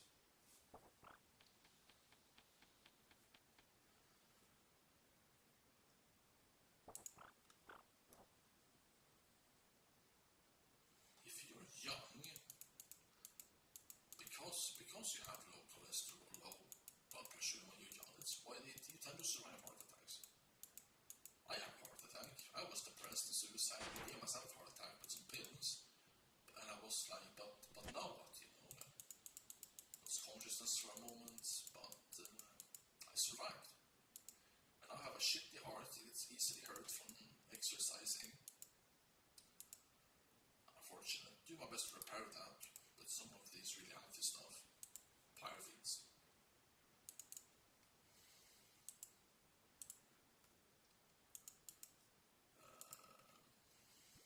I dealt with several heart attacks. I haven't had like 3, 2 small and a big one. But you know, it feels just like people say it does.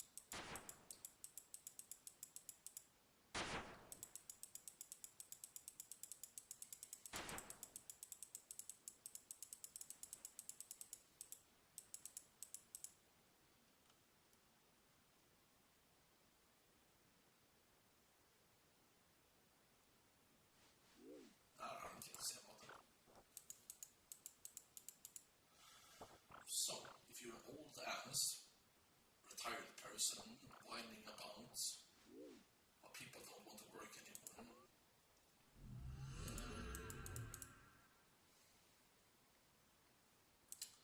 well, I think you can just maintain a low blood pressure, low cholesterol, so you do get heart attack randomly.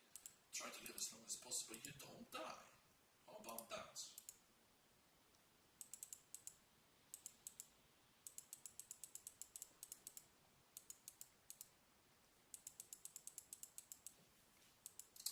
That's what I'm gonna do. Do you know that being overweight after 40 makes you live 4 to 8 years less on average, says the book I read from Gregory. Because it's just so bad against diabetes, stroke, heart attack, and cancer.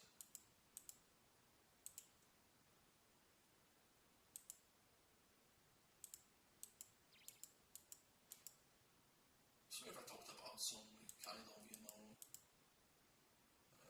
devastating, serious stuff.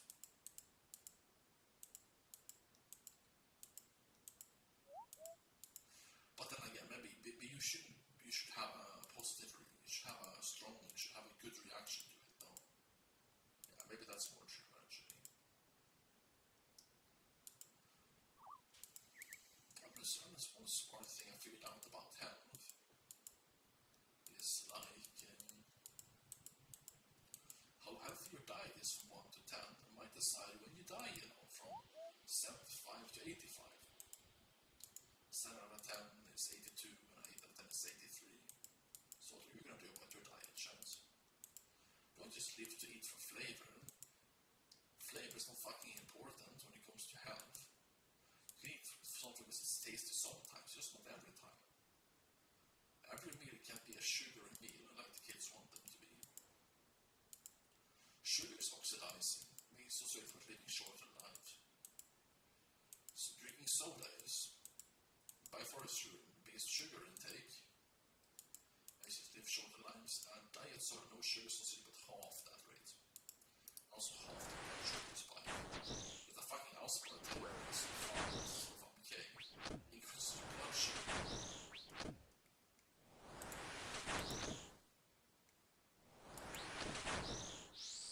I sure have a lot of knowledge about health, don't you think?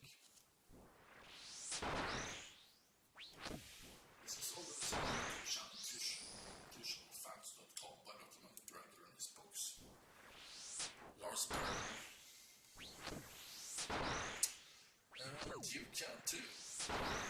Let's take a random video and listen to it. I'll show you how. Ooh, ooh, ooh, ooh. Sorry,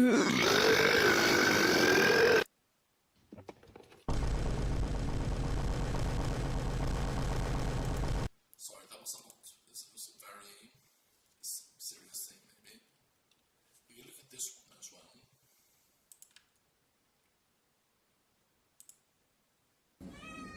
Watch this how many times. Let's see every time. That smack is incredible. Yes, what's this along?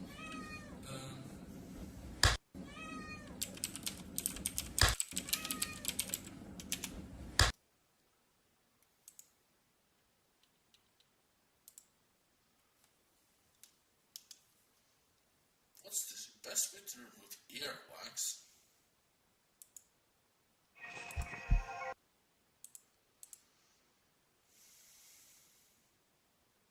What's the fucking vegan diet? You gonna put a carrot in my ear? Yeah, whatever. Maybe you listen to some of these videos. One of the most common reversible causes of hearing loss is earwax buildup. Earwax is normal, and if it isn't causing symptoms, should be left alone. It doesn't start interfering with hearing acuity until it clogs off at least 80% of the ear canal. Ironically, hearing aids are a risk factor for excessive earwax, as are anything else you put in your ear, like earplugs, since that stimulates the earwax glands. For further irony, so may cotton-tipped swabs that as many as 2/3 of people use to clean their ears. You may think you're making things better by swabbing out your ears, but you may actually be making them worse. Simply removing protective wax can leave your ear canals dry, itchy, and achy, or even lead to Q-tip otalgia, a term coined to refer to an ear pain syndrome caused by cotton-tip swabs. You shouldn't need to clean your ear canals at all, because the wax should make its way out on its own. That's right, ears are self-cleaning. The lining of your ear canal grows outward from your eardrum, so secreted earwax and any dirt that's trapped is eventually conveyor belted out of the ear. However, the self-cleaning mechanism can fail in 1 in 20 younger adults and as many as 1 in 3 older adults, and lead to excessive or impacted earwax accumulation, though they may not even know it. 70% of those surveyed who had both ears completely blocked with wax thought their hearing was good, but when their ears were cleared, they were suddenly able to hear better. Clearing out impacted wax can also improve symptoms of ear irritation, pressure, and fullness. So what's the best way to do it? Q-tips are a no-no. Pushing anything into the ear canal can end up making things worse by impacting wax even deeper into the ear or traumatizing the canal, resulting in abrasions, infections, or even, rarely, eardrum perforation. There's even a case report of a cotton swab causing a brain abscess and fatal meningitis, though the presence of wood splinters suggests the tip had broken off inside the ear. Cotton swab packaging already cautions users against ear canal insertion, but perhaps warning labels should be made even clearer, wrote one clinical medical officer. Do not go near the ear hole, or avoid the ear altogether. But what about those eardrops sold for wax removal? There are about a dozen different marketed formulations on the market, none of which appears to work any better than any other, or even compared to saline, which is just salt water or plain tap water. But 5 days of treatment does clear earwax in about 1 in 5 cases, compared to only 1 in 20 that clear up on their own within that time. At the very least, those eardrops may be able to soften wax before bulb syringe irrigation. Irrigation, also called ear syringing, involves flushing out the wax with a low-pressure jet of warm body temperature water. It works up to 70 to 90% of the time. And if it doesn't, clinicians have fancy devices to manually remove the wax under direct observation. The irrigation can be tried at home, though.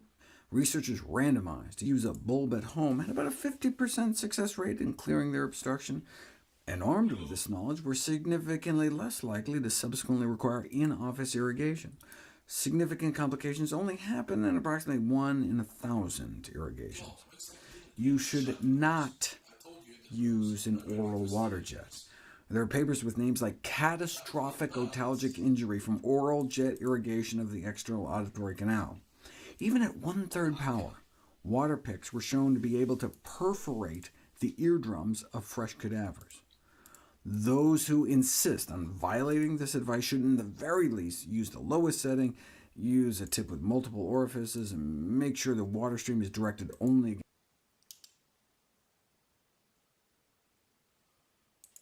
There's something smart I had thought about. Yesterday's doctor counts as vegan.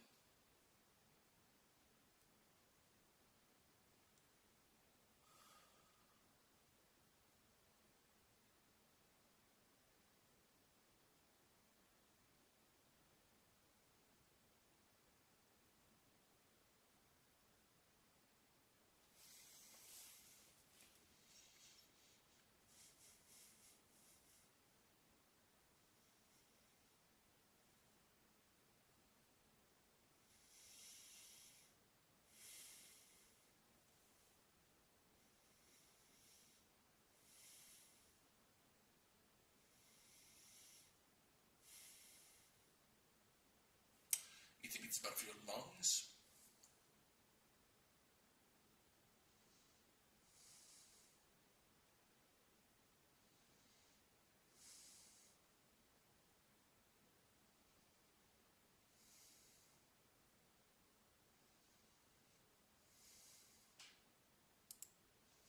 Whatever.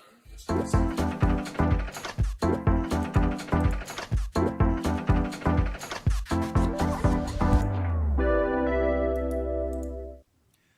Garlic lowers blood pressure, regulates cholesterol, and stimulates immunity.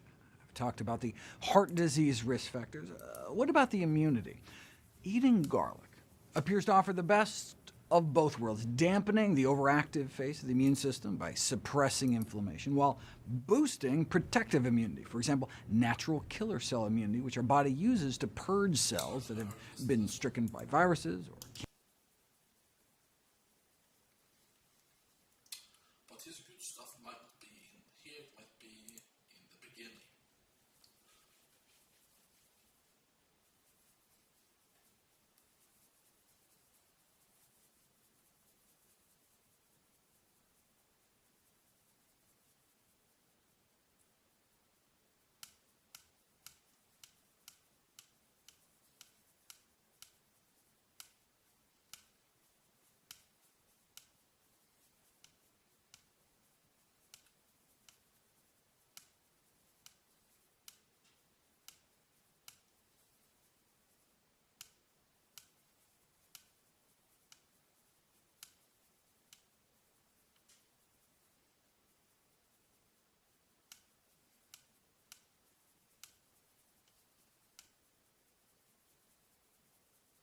No, I'm doing so picky.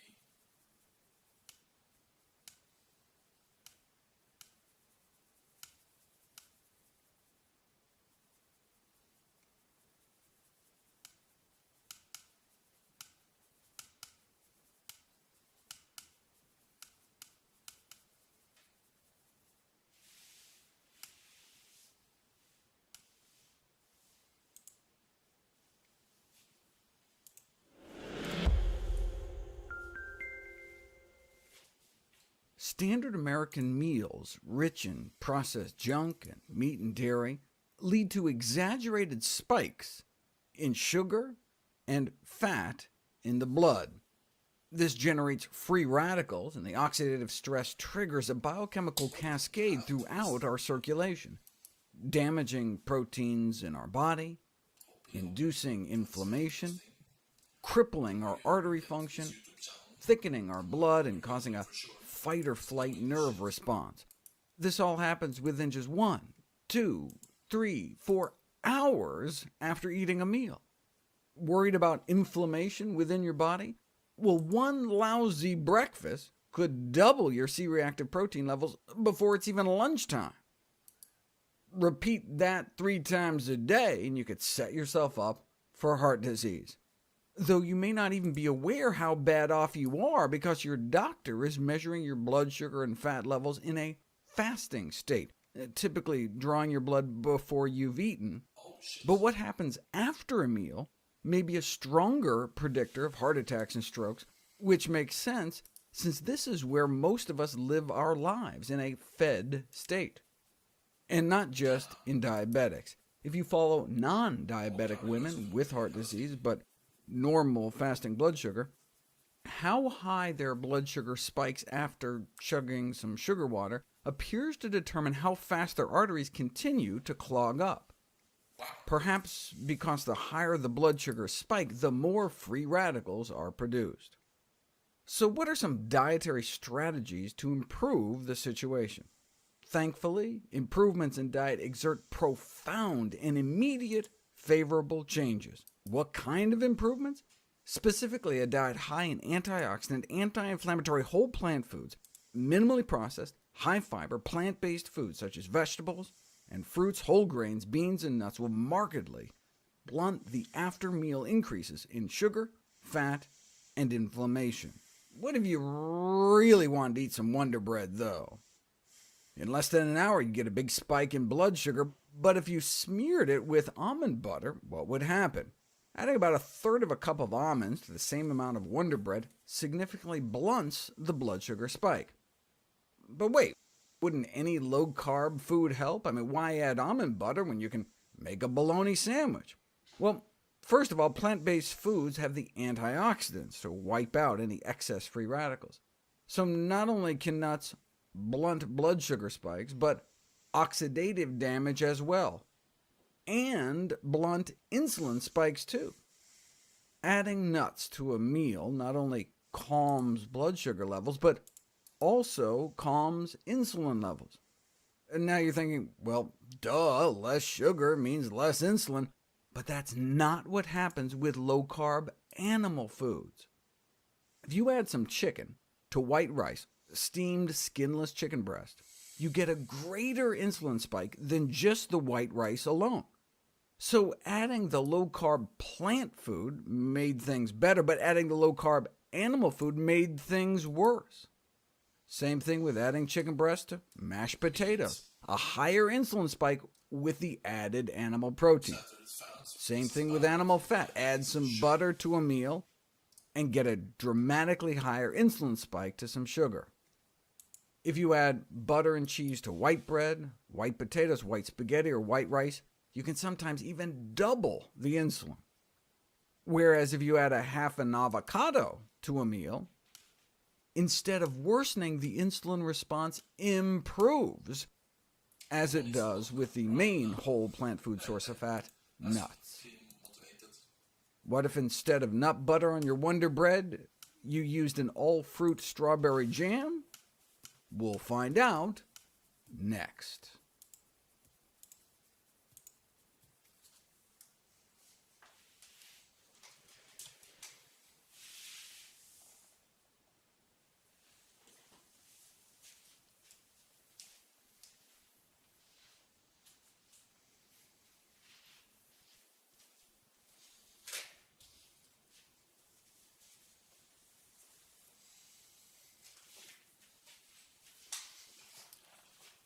All I'm saying is true.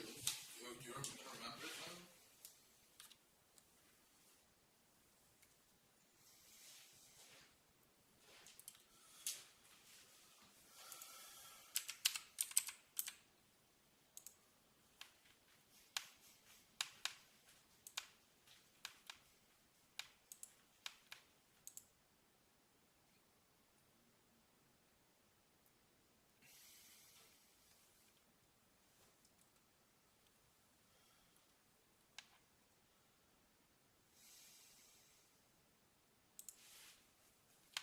Maybe another thing that really reduces my blood sugar.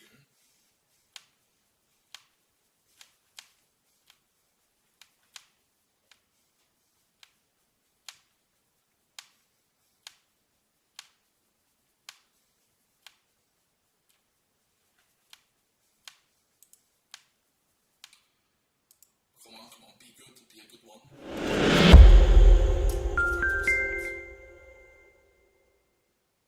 In a case report of the successful management of type 2 diabetes with a lifestyle intervention, a 45-year-old fellow took responsibility for health into his own hands and sought to defeat his disease and get off the drugs by eating foods purported to be anti-diabetic. But how strong is the evidence for, let's say, ginger? Diabetes is reaching pandemic levels and requires safe, affordable, and effective therapies. So what about the potential of ginger in the prevention and treatment? Well, in a Petri dish, increasing exposure to ginger compounds improves blood sugar uptake of muscle. Sorry, bathroom.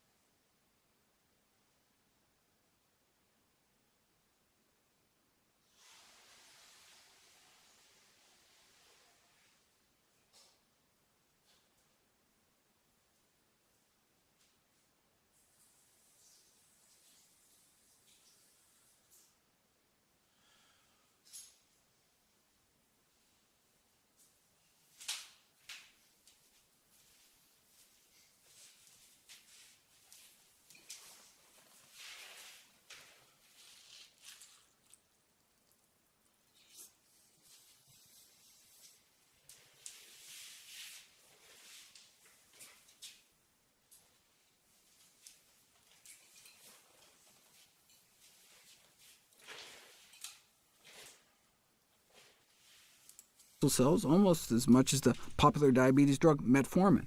And in rats, ginger might work even better than metformin. But weight and blood sugar reduction observed in rodent models does not necessarily translate to humans. In this study, a combination of nutraceuticals caused mice to lose 30% of their body weight in 1 month. I understand now why mice aren't the same as humans, especially when it comes to healthy stuff, because of the other examples, it's very random. But in people, no benefit compared to placebo. I mean, you don't know if something works in humans until you put it to the test. If you feed people refined flour white bread with a cup of water, this is what happens to their blood sugars over the next 2 hours. But drink some unsweetened green tea with that white bread instead, and there's less of a blood sugar spike. Same with cinnamon tea, and same with ginger tea, made by mixing a tablespoon of This is crystal clear stuff. Blood sugar and diabetes disease. Blood sugar isn't something that you have a problem with when you're diabetic. It's on and off, then you don't. You might always have a blood sugar problem if you're eating unhealthy enough. It's pretty easy to only eat things that increase blood sugars. And if that didn't convince you, how about the word pre-diabetic, with everyone overweight seems to be? You can only eat as much sugar as you want, kind of. But you don't have to think about blood sugar if you're normal weight or thin. That's what I aspire to be. of grated fresh ginger in a cup of hot water. OK, but these were healthy, normal subjects. What about the effects of ginger in diabetics? This was the first study of its kind. Diabetics randomized to take a teaspoon of ground ginger a day for 2 months, hidden in pill form, so they could compare it with identical-looking sugar pill placebos, and ginger supplementation decreased the levels of insulin, which is a good thing, and lowered triglycerides and LDL cholesterol, but without a significant effect on blood sugars. Now, look, heart disease is the leading killer of diabetics, so a 13% drop in LDL bad cholesterol would be reason enough to shell out the nickel a day it would cost to add that much ginger to your diet. But it would have been nice to see an improvement in blood sugar control. I mean, there was that drop in insulin levels, which suggests improved insulin sensitivity, and indeed there was a significant drop in insulin resistance, so maybe they just didn't give ginger long enough time to work? Well, that was 2 months. How about 3 months? Even less ginger, just 1.6 grams, less than a teaspoon a day, but for 12 weeks. And maybe ginger can reduce blood sugars after all, and decrease inflammation, cutting C-reactive protein levels in half. OK, what about going back to just 8 weeks, but this time using a higher dose? 3 grams a day, or about 1.5 teaspoons, and a significant decrease in fasting blood sugars and long-term blood sugar control in the ginger group, thereby showing the effect of ginger in controlling diabetes. Check it out. And ginger group, thereby showing the effect of ginger in controlling diabetes. Check it out. The placebo group continued to get worse. The ginger group got better. Similarly, 15%. It's not 30%, but I'll take it. Using randomized double-blind placebo-controlled results for a teaspoon a day for 12 weeks, and for a teaspoon and a half. All better in the ginger group, all worse. Blood sugar, the more I realize I was already eating 10 things that are significantly, 15 things maybe that's significantly even balance blood sugar. If I didn't have my specific diet, I might have gotten diabetes. Ouch.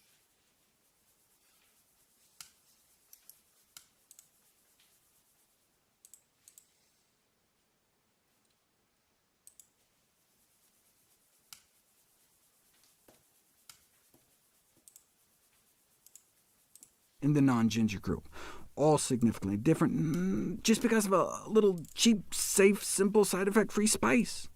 Put all the studies together, and they clearly demonstrate that ginger can lower blood sugar levels and improve long-term blood sugar control, and at a totally manageable dose. I mean, you could just dump a teaspoon of ginger powder in a cup of hot water and just drink it down. So, overall, adding a little spice to our life may serve as a delicious and sensible way to maintain a healthy body.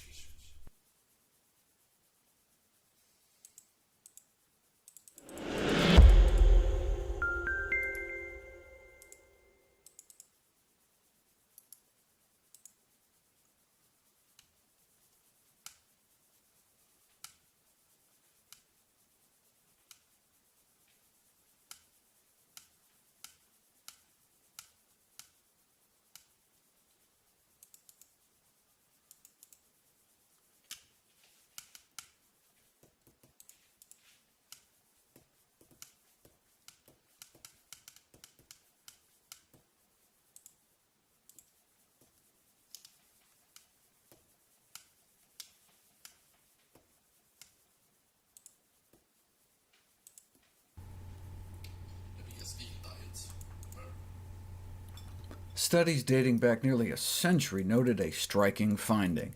If you take young, healthy people and split them up into 2 groups, half on a fat-rich diet and the other half on a carb-rich diet, within just 2 days, this is what happens. The glucose intolerance skyrockets in the fatty diet group. In response to the same sugar water challenge, the group that had been shoveling in fat ended up with twice the blood sugar.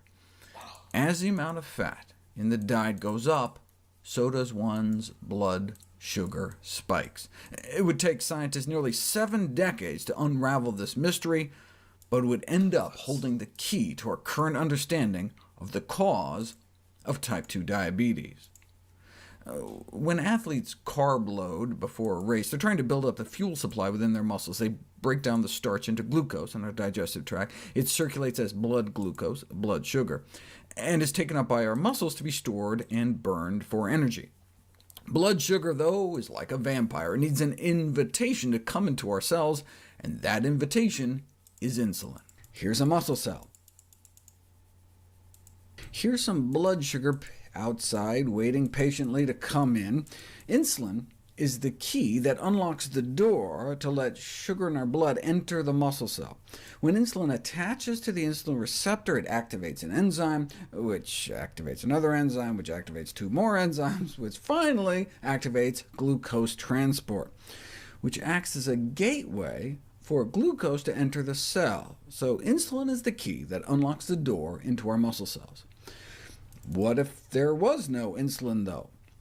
Well, blood sugar would be stuck out in the bloodstream, banging on the door to our muscles and not be able to get inside, and so with nowhere to go, sugar levels would rise and rise. That's what happens in type 1 diabetes. The cells in the pancreas that make insulin get destroyed, and without insulin, sugar in the blood can't get out of the blood into the muscles, and blood sugar rises. But there's a second way we could end up with high blood sugar. What if there's enough insulin, but the insulin doesn't work? The key is there, but something's gummed up the lock. This is called insulin resistance. Our muscle cells become resistant to the effect of insulin. What's gumming up the door locks in our muscle cells, preventing insulin from letting sugar in? Fat. What's called intramyocellular lipid, fat inside our muscle cells. Fat in the bloodstream can build up inside the muscle cell, creating toxic fatty breakdown products and free radicals that can block the signaling pathway process. So no matter how much insulin we have out in our blood, it's not able to open the glucose gates, and blood sugar levels build up in the blood. This mechanism by which fat, specifically saturated fat, induces insulin resistance wasn't known until fancy MRI techniques were developed to see what was happening inside people's muscles as fat was infused into their bloodstream. That's how they found out that elevation of fat levels in the blood causes insulin resistance by inhibition of glucose transport into the muscles. And this can happen within just 3 hours. One hit of fat can start causing insulin resistance, inhibiting glucose uptake after just 160 minutes. Same thing happens in adolescents. You infuse fat into their bloodstream, it builds up in their muscles and decreases their insulin sensitivity, showing that increased fat in the blood can be an important contributor of insulin resistance. And then you can do the opposite experiment, lower the fat in people's blood, and the insulin resistance comes right down. Clear the fat out of the blood, and you can clear the sugar out of the blood. So that explains this finding.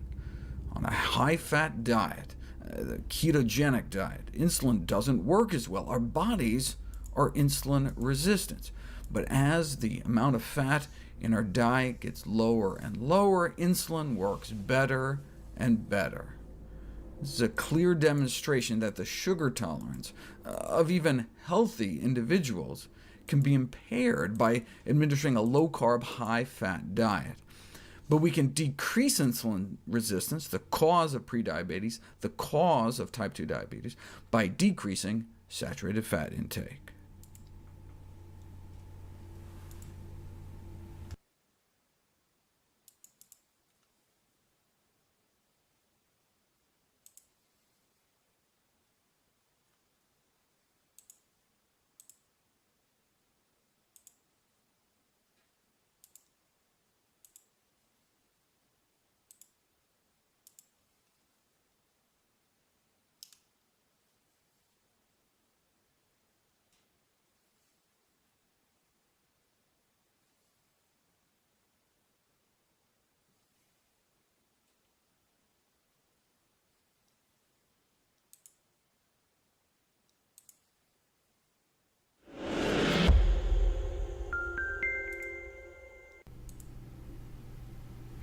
An extraordinary study was published in the Journal of the American Diabetes Association, curcumin extract for prevention of type 2 diabetes, a randomized, double-blinded, placebo-controlled trial of folks diagnosed with prediabetes. Half got supplements of curcumin, the yellow pigment and the spiced turmeric and curry powder, and the other half got identical-looking placebos, and they just followed them out for 9 months to see who ended up with diabetes.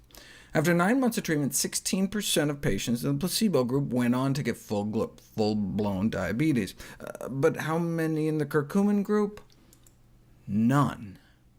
The curcumin group saw a significant improvement in fasting blood sugars, glucose tolerance, hemoglobin A1c, insulin sensitivity, pancreatic insulin-producing beta cell function, measured 2 different ways, and insulin sensitivity. what if you already have diabetes? Same beneficial effects, and at a fraction of the dose. The pre-diabetes studies used the equivalent of like a quarter cup of turmeric a day, whereas this used only about a teaspoon's worth, which is doable through diet rather than supplements. What's interesting here is the purported mechanism. Fat in the bloodstream plays an important role in the development of insulin resistance and ultimately type 2 diabetes. Fat builds up inside your muscle cells and gums up the works. All the inflammation interferes with insulin signaling, and look what the curcumin was able to do to fat levels in the blood. The first study to show that these turmeric spice compounds may have an anti-diabetic effect by decreasing fats in the blood. So if you're pre-diabetic, it might be a good idea to add turmeric to your diet, but it's important to recognize that prediabetes is a disease in itself, increasing the risk of death, cancer, heart disease, vision loss. So it's not enough to just prevent progression to full-blown diabetes. Prediabetes may be cured completely with a healthy plant-based diet, as I've covered before. Remember that smoker pea study? Well, yes, those who abuse their bodies with unhealthy diets can lower their risk by eating powerful plants, but better to cut out the crap altogether. Why will the time you don't stream so much longer?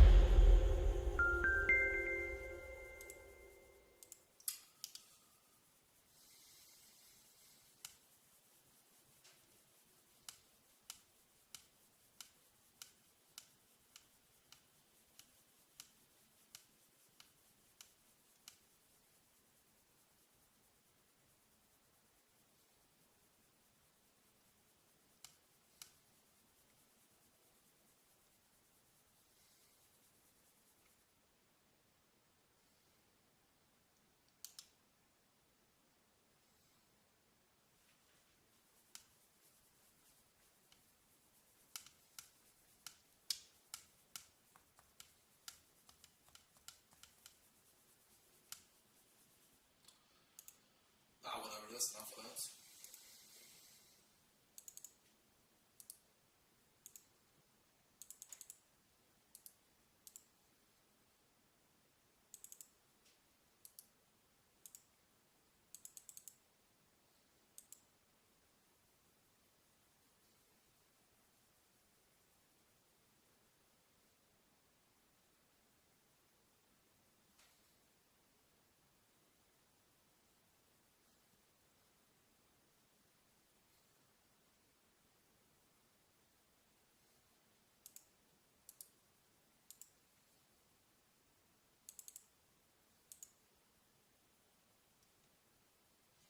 Ah, whatever, it's a good time to stop the stream.